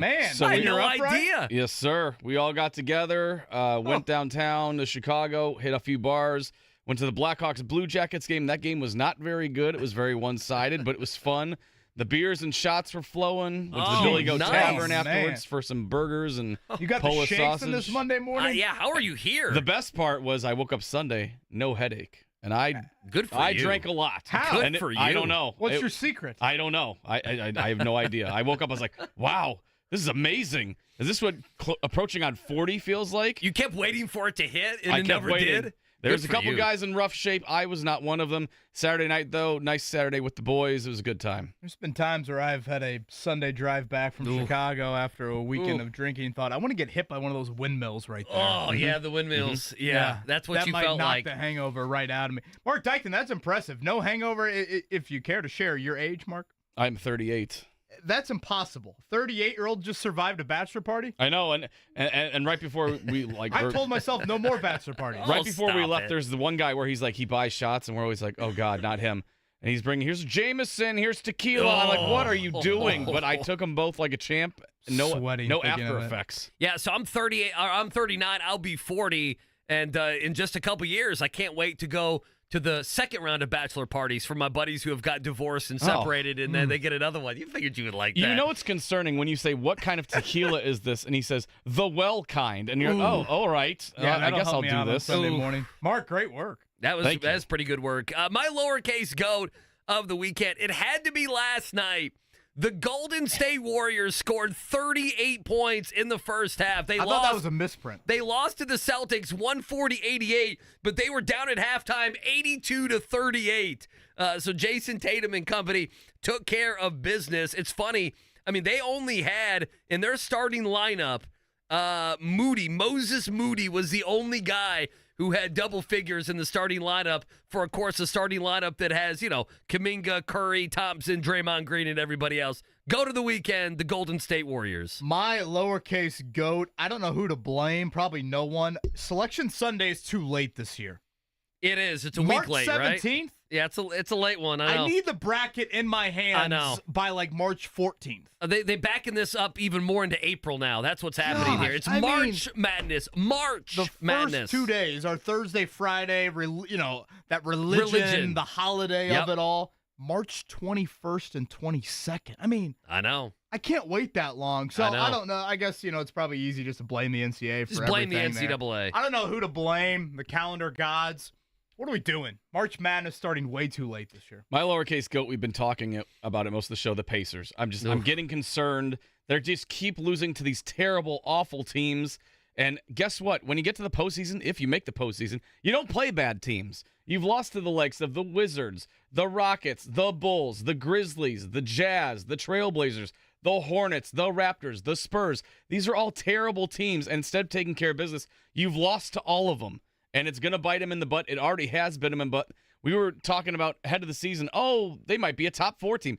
They might be in the play-in. And we said that the play-in was inexcusable. I know. And that looks like that's right where they're headed. And I don't know if I have much faith in them making much of a postseason noise at this point. It's not good. On that note, on the other side, I want to make sure we get to this. Is it a little protecting of the star right now from Rick Carlisle? His post-game comments in regards to Tyrese Haliburton have been a bit interesting these last couple of games. We'll toss some audio your way next. Want more speed? Then you're in luck, because Xfinity just...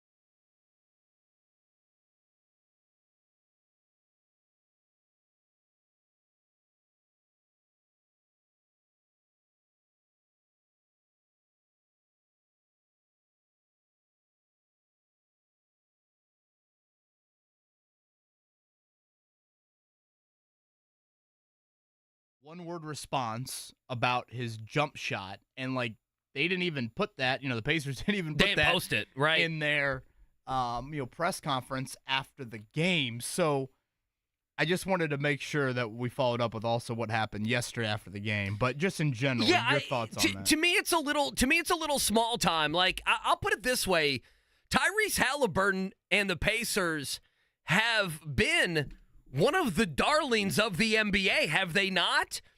And part of that is because the All-Star game was here, but Tyrese Haliburton has been viewed as a face of the league. He has been viewed as one of the up-and-coming players. His play and the infectious, the smile and the skipping and some of that stuff, he has very much been viewed as a likable player in the league, and people have paid attention to the Pacers, and he is the reason why. And so part of me understands that they want to protect him. The other side of it is the reality that with the good and with the praise comes the bad. It comes when you aren't playing well, and you're one of the big reasons that the team right now is in limbo.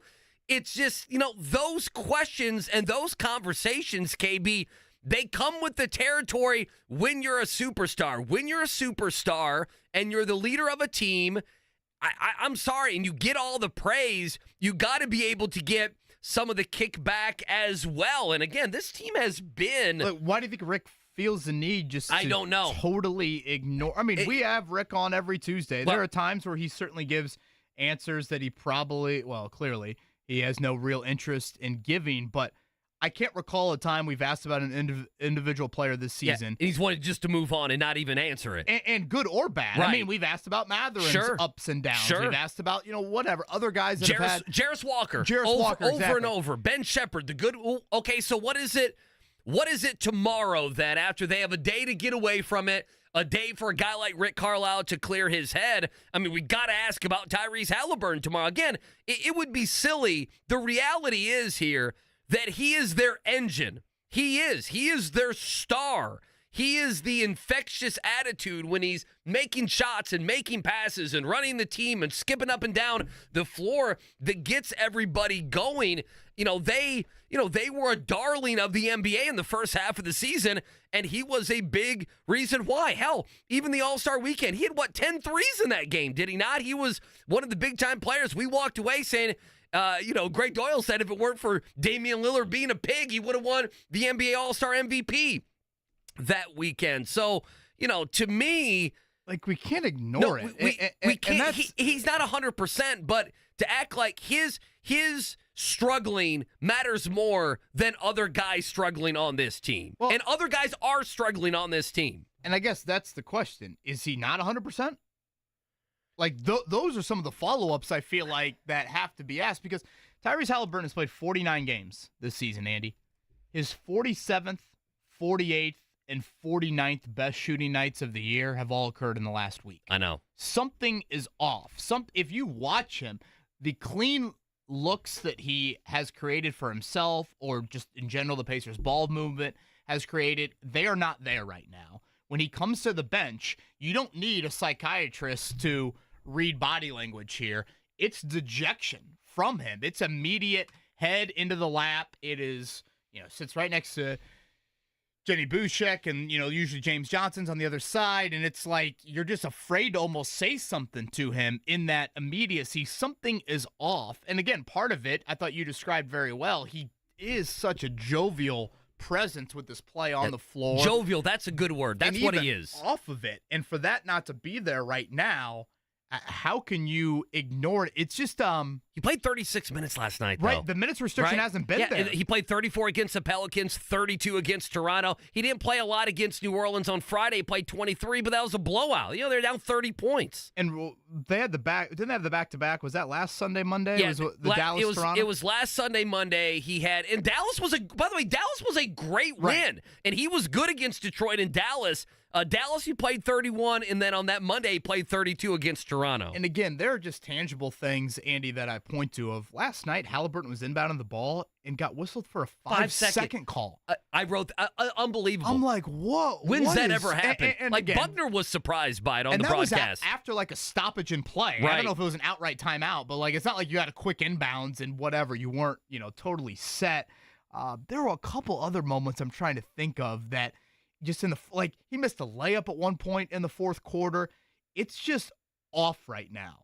And I'd love for Rick to be honest with us tomorrow and share some of those thoughts and not, act like you just ignore it, because frankly, you'd be foolish to act like everything's fine with your star and just, clean your hands of it. And he's going to snap out of it because, again, this is so critical for the psyche of your team and for how you look right now, because you got 20 games to go and you're in the 8th spot. And it's not like you go win tomorrow and you're the 5th seed. You've lost 3 of 4, and other teams around you are winning. Orlando is winning right now, and they have the head-to-head on you. Philadelphia has gotten a couple of nice wins here lately. New York, without their star last night, they go on the road and win when Jalen Brunson gets hurt early in that game. So you just don't have much margin for error right now, and it's really unlike anything we've seen with Haliburton this season. Well, you mentioned when they went out and got Pascal Siakam, what are they, 10-11 or 11-10? You tweeted this out. Yeah, they 10-11 with Siakam. With Siakam.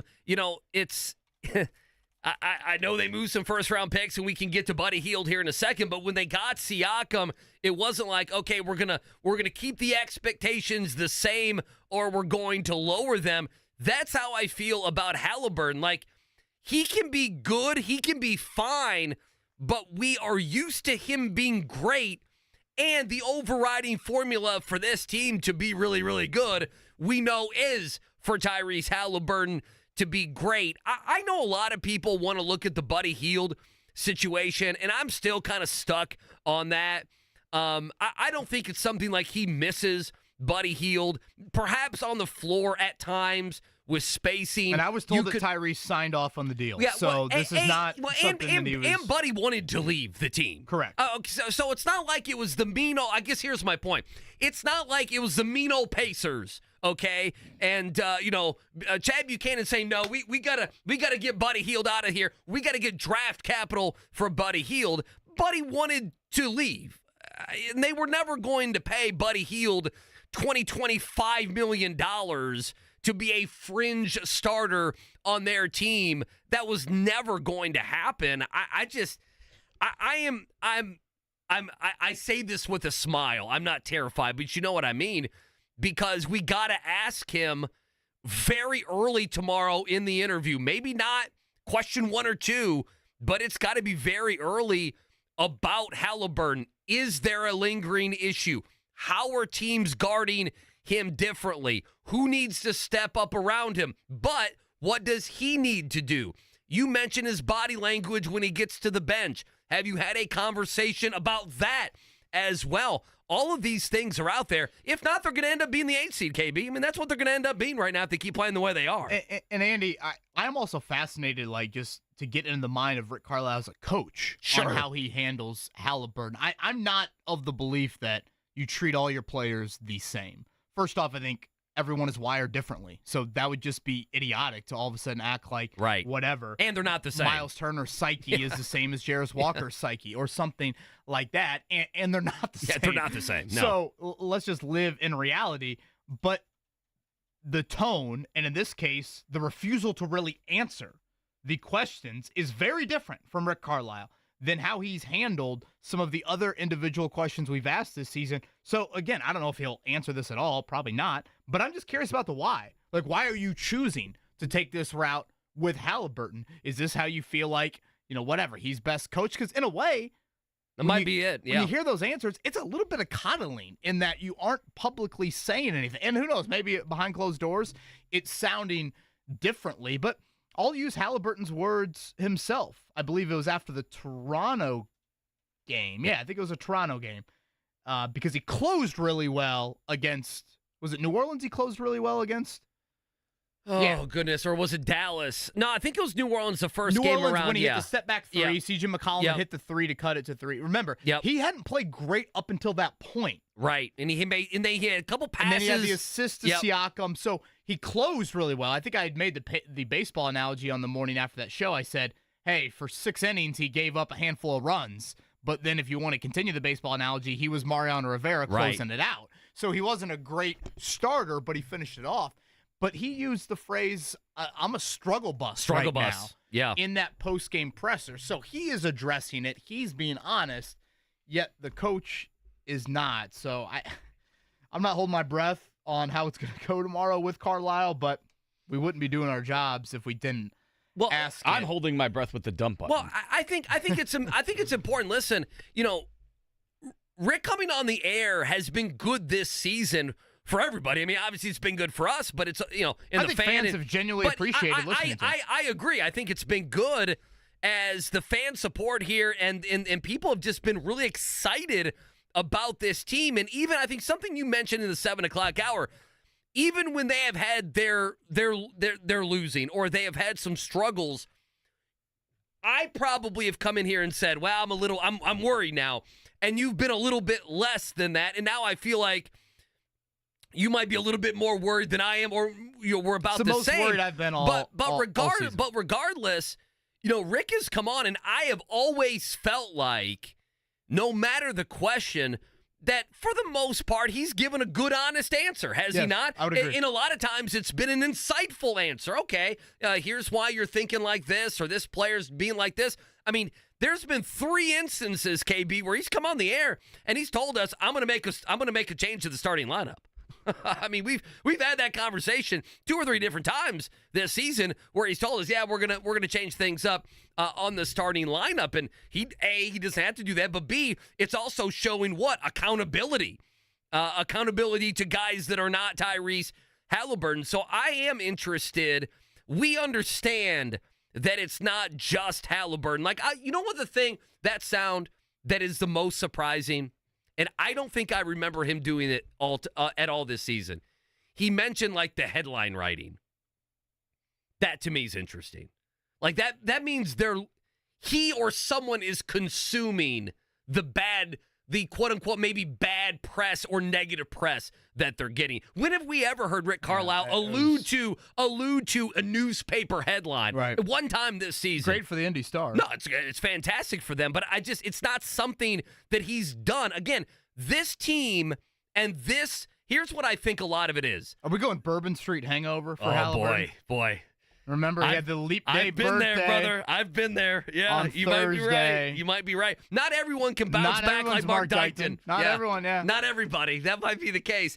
No PD Light, nothing, Mark? I think, not a thing. Well, don't they have those guys at the bottles of water? The IV guys or something? Mark stopped at Fair Oaks Farm and got an IV. Give me a cookies and cream milkshake while you're at it. I think that some of this is even I say a young team, there's guys on the team that aren't young, like Miles Turner, okay? But follow me here for a second. It's a new team that is not used to being in the position they are, and it is a superstar that is not used to being in the conversations that he's in. And again, I go back to Haliburton has been in the conversation of praise. And now he's entering now you're a superstar. Now you're a max guy. Now you're a super max guy. Now you're a leader of a team that has fallen all the way to the 8th seed. Now you're going to get some of that treatment as well for having the burden of being the superstar. And while it's been new to him to be a face of a team in the league, now it perhaps is new to him to getting some of the bashing when when you're not very good. And that also might be what Carlisle is trying to do. Hey, it's the first time this kind of young new team has been through this type of situation. I need to be the shield for them. I guess the thing is, you just don't always see that in professional sports. You don't. We mentioned this last segment, so I guess it kind of goes back against that, but we did get a wide receiver domino that just fell in the NFL. What do we get? Mike Evans has re-signed with the Tampa Bay Buccaneers 2 years and $52 million for the 30-year-old wideout. So that breaks down 35 million guaranteed. Wow. Too. 26 annually. The franchise tag for a guy like Michael Pittman Jr. is of $21 million. So just to kind of put that into perspective on what you're looking at here, potentially, and I get that Evans is certainly far more accomplished than Pittman Jr. in his career, but the age factor you can't ignore either. So right now, we've mentioned the 4 big-name wideouts entering free agency potentially this year. T. Higgins has been franchise tagged. Mike Evans has re-signed with Tampa. Calvin Ridley, that remains up in the air, and I would say Michael Pittman Jr. is the 4th. So, you surprised by the Evans news? You know, I think I said it last segment. I kind of thought Tampa would try this like all in a little bit on a 1-year, 2-year window, and now they are. That's basically what they're doing, right? I assume they'll obviously try to get something done with Baker Mayfield to continue down that path. It's not like that division, anyone's running away with it anytime soon. I think the Evans news makes it more like almost certainty now that they're bringing back Baker. Because I don't think Evans will come back for 2 years. Right. We're starting over. I would agree with that. Now we're starting to get more wide receiver position dominoes. And, oftentimes, I'm not saying that this is the case, but oftentimes you get guys that play the same position as other guys, and they're waiting for them to get their contractual situations figured out, and they can now apply that to the market for Michael Pittman Jr. Is that something here? Does Pittman's camp look at that and say, yeah, $26 million annually? Okay, we're waiting for that number for Evans. That's how we think it impacts us. Again, I don't think it's exactly the case because there is an age difference between the two guys, but we should get something. Well, we will get something from an answer standpoint by 4 o'clock tomorrow. We'll see what it is. I'll go back to what I said earlier about Pittman. I still found it interesting that Chris Bauer just didn't want to commit to even using the franchise tag, period. Like, he didn't want to go there at all when I tried to press him on it last week with us. So if that's the case and they don't want to use it for whatever reason, then it's got to be a long-term deal. Yeah, I'm not against them using the franchise tag on him. I think it's fine. I think me and you agree with that. Yeah. Do we not? If you have to, you have to. And the price is going to be the price, is it not, with Pittman?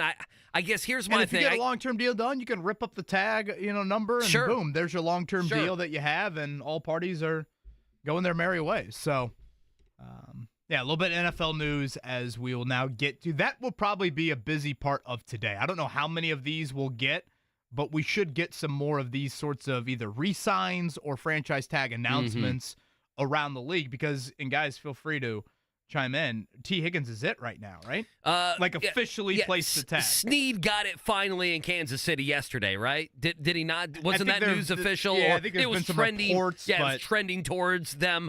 And again, Jerry Snead, I think the difference is even if Pittman got franchised, he would get. And you've talked about this. The verbiage wouldn't be we're going to tag Pittman and try to trade him. I still feel like with T. Higgins, there's a chance he's not on the Bengals next year, or L'Jarius Sneed's not on the Kansas City Chiefs next year. The finances of Cincinnati and Kansas City are far different than the finances here in Indianapolis. By the way, I know at some point this week we're hoping to hear from Shane Steichen. He was not healthy enough to speak to the media at the Combine last week.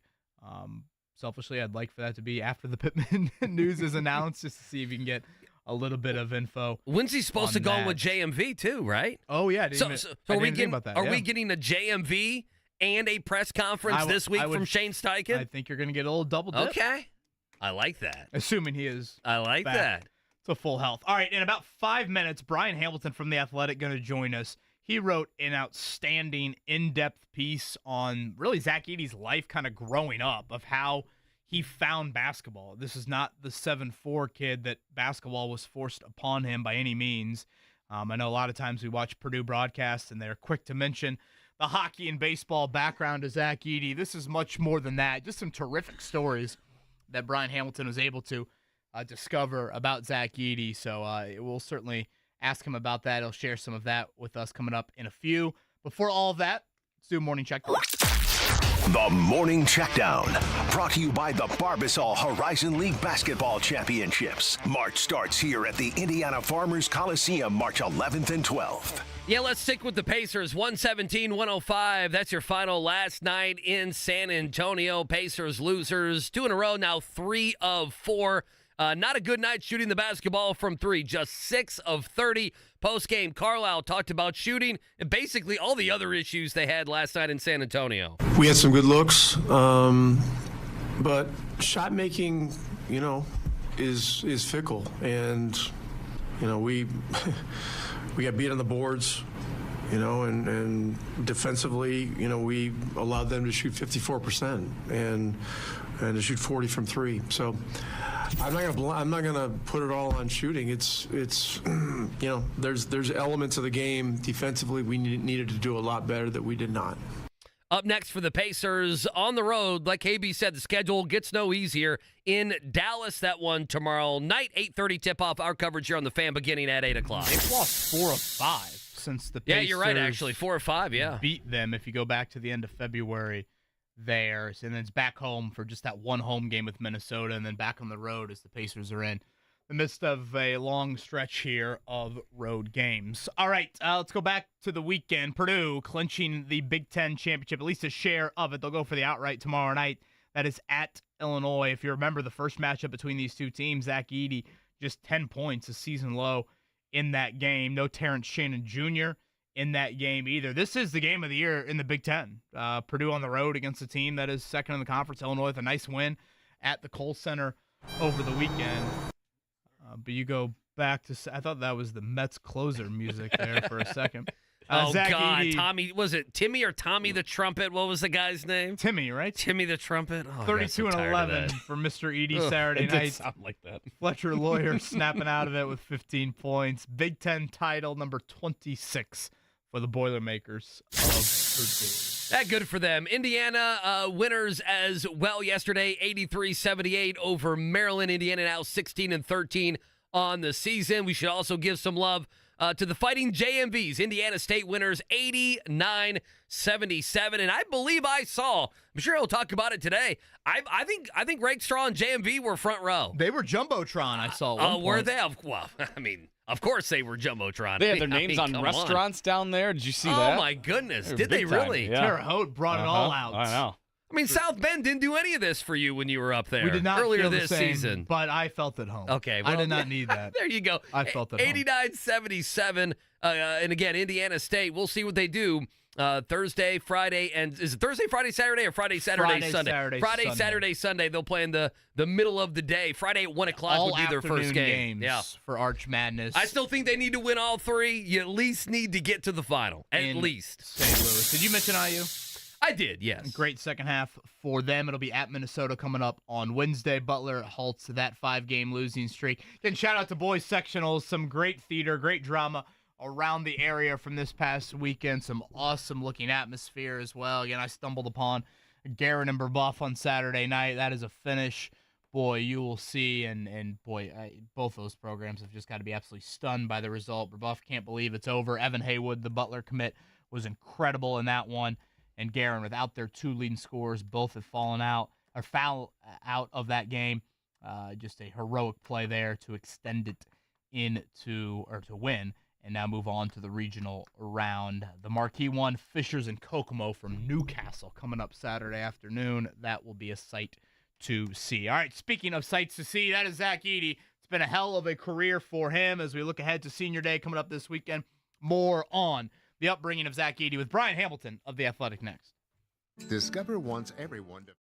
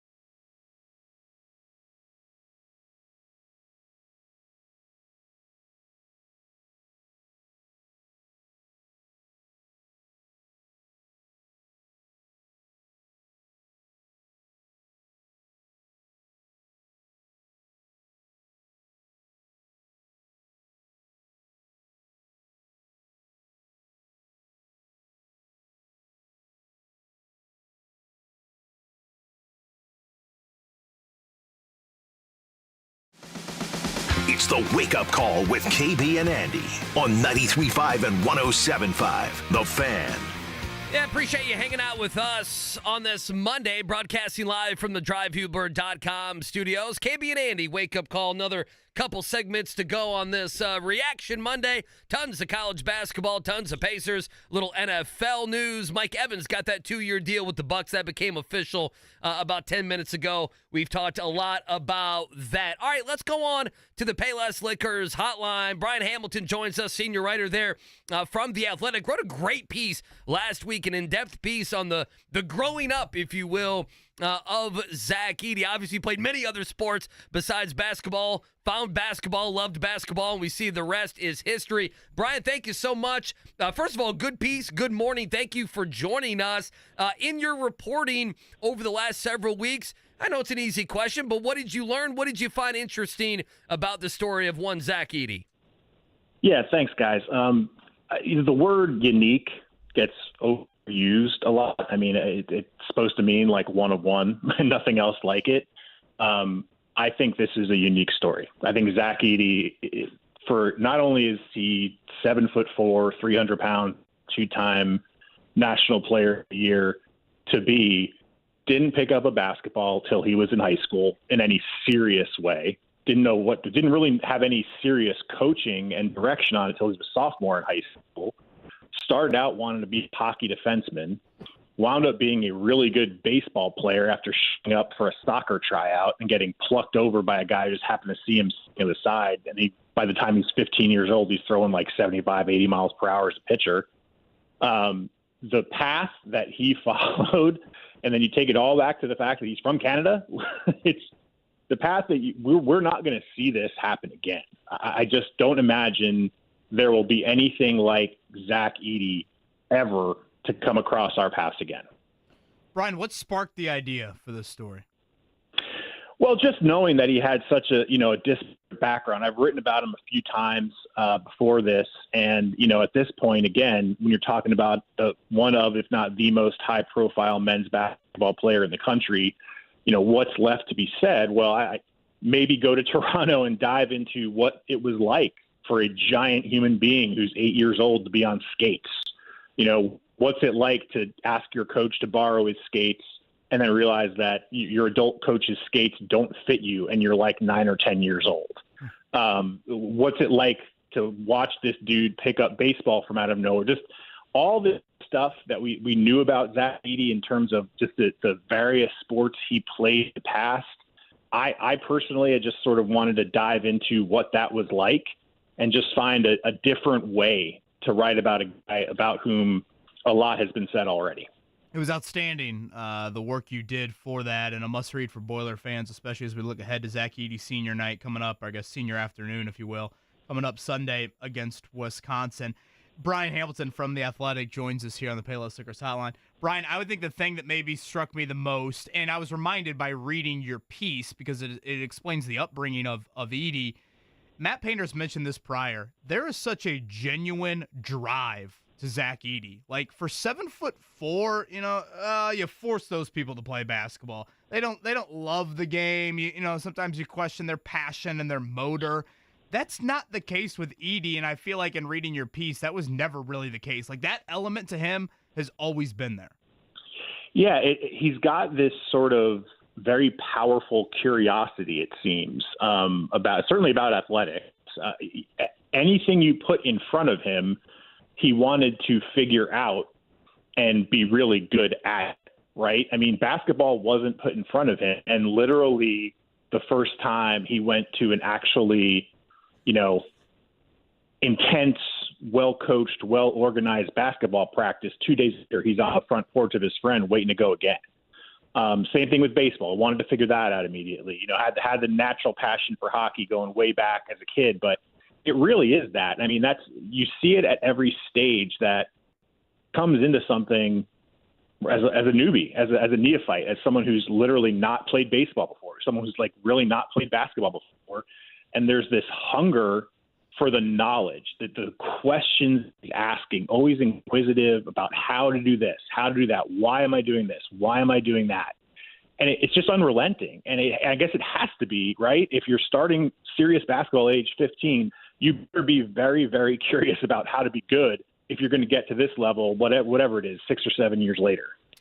Brian Hamilton from The Athletic with us here on The Fan on this Monday. Again, he wrote a fantastic piece last week. Go check it out. I'm looking at it right now on Zach Edey. How have you, and again, I know you've reported on him and you just watch a lot of college basketball anyway. How have you seen him grow as a player? And then are you going to keep writing about him? Because, listen, Purdue very well could make a run here at a Final Four. And, I think the big difference between last year, Brian, and this year, Zach Edey is seen much more favorably, is he not, by the NBA? This is a guy that's going to be a first-round pick. I think based on what I've seen in mock drafts, and again, I'm not on the phone as much as our draft guys are. Sam Viceni, our athletic draft guy, has him as a first-round draft pick right now, and I trust Sam on that. He's in contact with all these people specifically about the draft all the time. I think what's changed maybe is the perception of Edey as an athlete, just his ability to cover space, his ability to play and drop coverage. He looks more like an NBA piece because he's shown these flashes, and if you coach him up. I personally think, I know he hit his first 3 of his career, banked one in a couple weeks ago against Indiana. I've seen him in practice. You look at the free throw stroke. I think if basketball is his job and it's the only thing to do, I think he's actually going to turn into a pretty good jump shooter. I really do. I think he's going to be able to hit knockdown shots from distance. Of course, we're going to cover him through the NCAA tournament. I might not be around him. I'm headed out west, but we're going to be on him the whole way. He's going to be a guy everybody is talking about because, look, let's face it, a lot of people who don't necessarily follow college basketball intensely are going to start following college basketball intensely right now. And they're going to focus on the 7'4", 300-pound Canadian guy on Purdue for sure. The Toronto Tales of Zach Edey. Great piece from Brian Hamilton from The Athletic. He's with us here on the Payless Liquors hotline. I was hoping, Brian, you could share maybe just one anecdote from the story. Again, I could not encourage people to read it more, but 2 things stood out to me. One, the balancing of the water bottle to learn how to have the proper form in basketball, or some of the injuries that he caused in baseball due to how hard he was hitting the ball. Care to share any anecdote that stood out to you from the story? Well, yeah. I mean, I think a couple for sure. I mean, you look at the baseball thing. I mean, his coach would tell me that kids would run out of the way.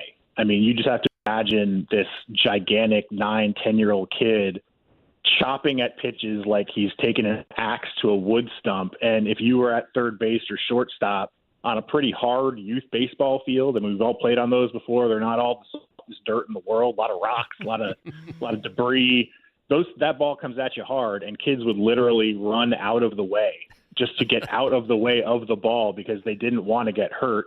He once beamed a kid when he was about 11, 12 years old. It's in the story, and everyone thought the kid had been basically, exploded into dust by this pitch, and everyone was huddled around him. And lo and behold, the umpire tells Zach Edey to look at the mound, and there's Zach sitting down and crying because he hurt the kid with the pitch, which I think is really emblematic of sort of what's at the core of him. But, as far as basketball goes, yeah, he had a horrible shooting stroke. I mean, like anybody else who's just picking up basketball, he's a big kid, long limbs, and his coach would make him balance a water bottle on a clipboard that he's palming with his elbow and wrist cocked in what would basically be your normal shooting position. He would just walk around like that for 10 minutes before practices just to say, hey, this is what it looks like. Like, this is how you need to have your arm and create just from the basics, create the muscle memory of this is what it looks like when you're shooting a basketball. So when you think about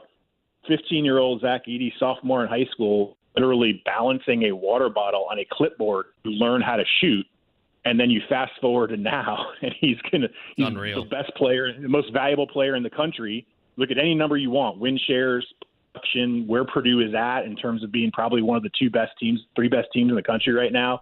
The kid who was balancing a water bottle on a clipboard 5 or 6 years ago is now the most valuable college basketball player in the country. It really is unbelievable. Brian Hamilton from The Athletic with us here on the Payless Liquors hotline. I guess for me, Houston and Purdue and UConn, definitely your number ones. And I kind of feel like Arizona's probably creeping up there where they're the other number one as well. If I just took those 4 teams out of it, we know the greatness of at least 3 of those teams this season. Who do you like, and what have you made of this college basketball season as we're finally in March? I'm not say what I've made about it because whatever I make of college basketball changes by the next day. It's just been sort of that evenly competitive a season. Just, I mean, the age, a lot of any coach, they pretty much say all these guys who stuck around and they're so old because they had the extra COVID years. The old teams just don't get rattled as much as young teams do, and there's just a lot more older guys. Outside of that, maybe that top 4. I think Tennessee's playing extremely, extremely good basketball at the right time. C.J. Moore pointed out in his top 25 on our site this morning, they're now top 20 team in offensive efficiency, as well as being the 3rd best defensive team in the country, which this year you've got top 2 teams like setting efficiency records. So being 3rd best is probably 1st best by a long shot in a lot of other years. I think Tennessee is something to worry about. You look at Dalton Connect, a guy who can just go absolutely thermonuclear at any point, no matter what you're doing to him defensively. They're a threat. They're a real threat, I think. And I would not be shocked, depending on how the results pan out here over the next couple of weeks.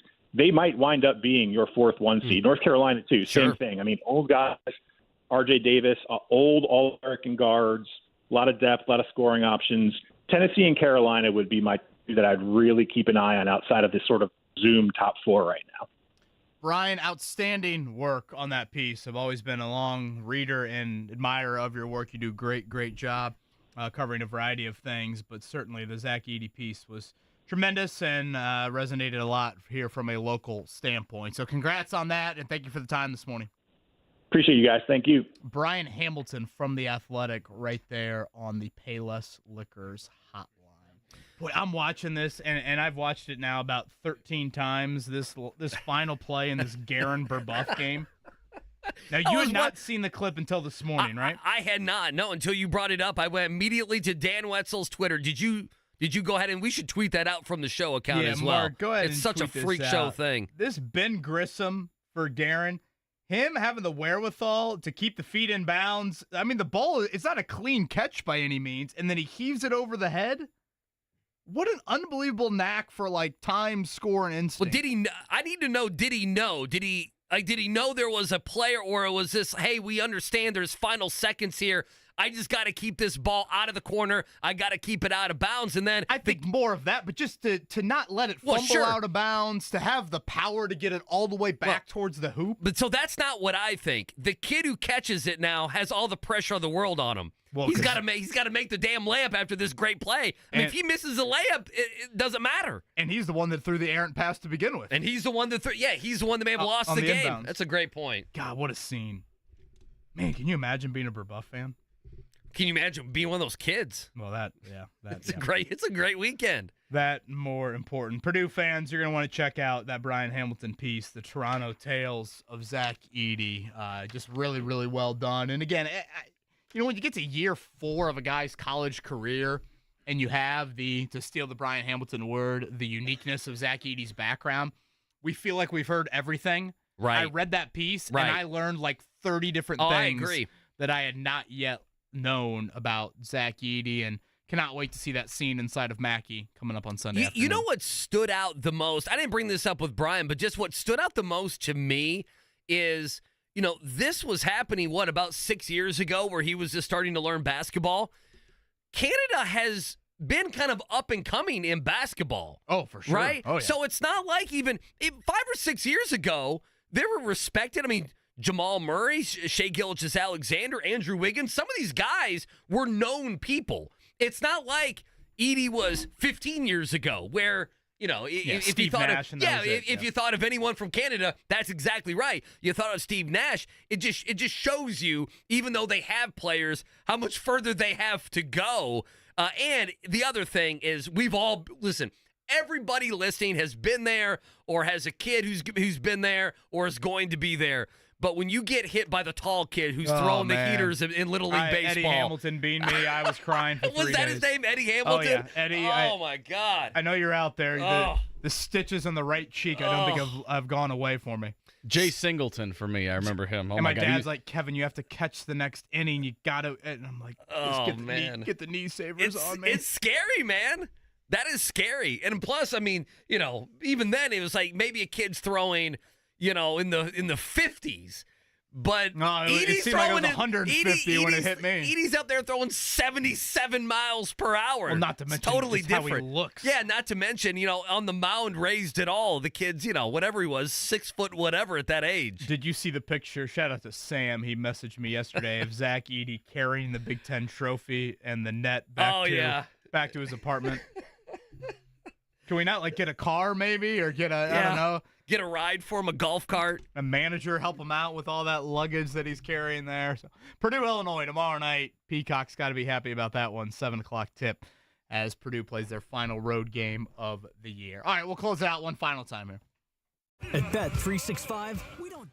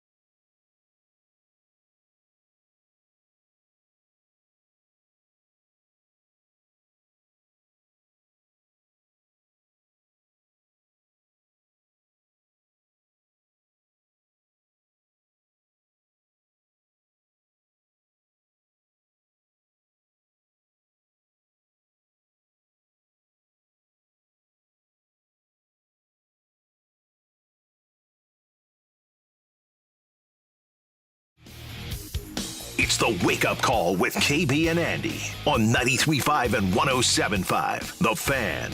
I appreciate Brian Hamilton joining us. You missed that conversation on Zach Edey. Anything else, check us out. Podcast Center, 1075thefan.com. You can also rewatch everything on the YouTube stream as well. JMV coming your way at 3 o'clock. Query and Company coming your way at noon. So tomorrow begins, if I'm not mistaken, KB, and we'll get to our sound of the day here in a second. Tomorrow begins you becoming a professor again, right? That is right. So yes. Are you going to be wearing, like Mark said, the tweed jacket and everything to be a professor? Scurrying down to Bloomington after the show. And, of course, as fate would have it, class starts at noon, and just got word Shane Steichen's Zoom tomorrow will time? be at 12 o'clock noon. at noon. Well, maybe the kids will enjoy watching that. You'd say it's syllabus day. Let's just sit down and you bring it. You cart in the TV right away. Like we're gonna stream this thing. I multitask a little. I actually think if you're on that and you ask a question and the kids get to see the college students get to see you, play journalist against Shane Steichen, I think that could be interesting. Now, will we have a Michael Pittman Jr. answer by noon tomorrow? 4 o'clock. It's the franchise tag window deadline. What if you're in the middle of your class and the Michael Pittman Jr. news? Then you're like, this class is over. Okay, you can all leave now. Okay, so that's exactly what's going to happen. I'm going to say no because here's why. They did this a few times this past season. That when the Shane Steichen interview or the early in the week press conference was over, then some news would come out. So we will not have Michael Pittman Jr. news before noon. No, if Steichen goes from 12 to 12:30 or so, 12:15, 12:20, 12:30, it will be after the Steichen press conference when anything Michael Pittman breaks. That is my guess. It's not an educated one, but that's my guess nonetheless. I want it 5 minutes after his thing ends. So Kevin's like, all right, let's start. And then that happens like, hold on, wait a minute. Go take a long lunch, That class goes to what, 2:30 you said? It's a long class. Yeah. See, the question is, does it happen by the end of your class? That's, to me, that's a better question than the Steichen. Give me like a 3:15, and we all can go our happy ways, 3:15. right? I'm going to come down and shadow your class. I'm just going to sit in the back and you must be very bored to make that you. hour-long drive down to Bloomington. Oh, By the way, Mike goodness. Evans, that news earlier today, re-signed with the Buccaneers. So no franchise tag for him. There were some questions, certainly wide receiver market-wise. What would Evans get? 2 years and $52 million. For a guy that I think is a future Hall of Famer. Yeah, no. Oh, yes. There's no doubt about it. He's still a damn good him. player at his age. I loved him. He came out the same year as Odell Beckham, and then Odell blew up, obviously. So it was like, well, you'd be stupid not to love Odell, but we're not going to have time for our sound of the day. But anyway, rest in peace to Chris Mortensen. It was something Chris Mortensen related. Yeah, you remember that? Who the hell's Mel Kiper Jr.? 72 years old, and someone that Peyton Manning, I know in particular, extremely close He to. broke, because I went back and searched. I believe Chris Mortensen broke the Chuck Pagano illness news. Really? As well. He's had a couple. Now, he had the Colts are going to draft Andrew Luck, but that was, I think it was pretty Jim simple. Irsay also did he? very Okay. close as well. So, yeah, I know from Jim and Peyton's standpoint, two people that had an immense amount of respect for Chris Mortensen. Again, tomorrow is that franchise tag deadline. You'll start to see some news items trickle out with the combine complete. That ended yesterday. And shout out to local guys, Isaac Garendo from Avon, and Tyrone Tracy Jr. from Decatur Central, both running backs putting on some big combine numbers. Kind of a quiet night in sports here locally. Pacers and Purdue back at it tomorrow. Everybody enjoy the beautiful weather today. We'll chat with you tomorrow. 93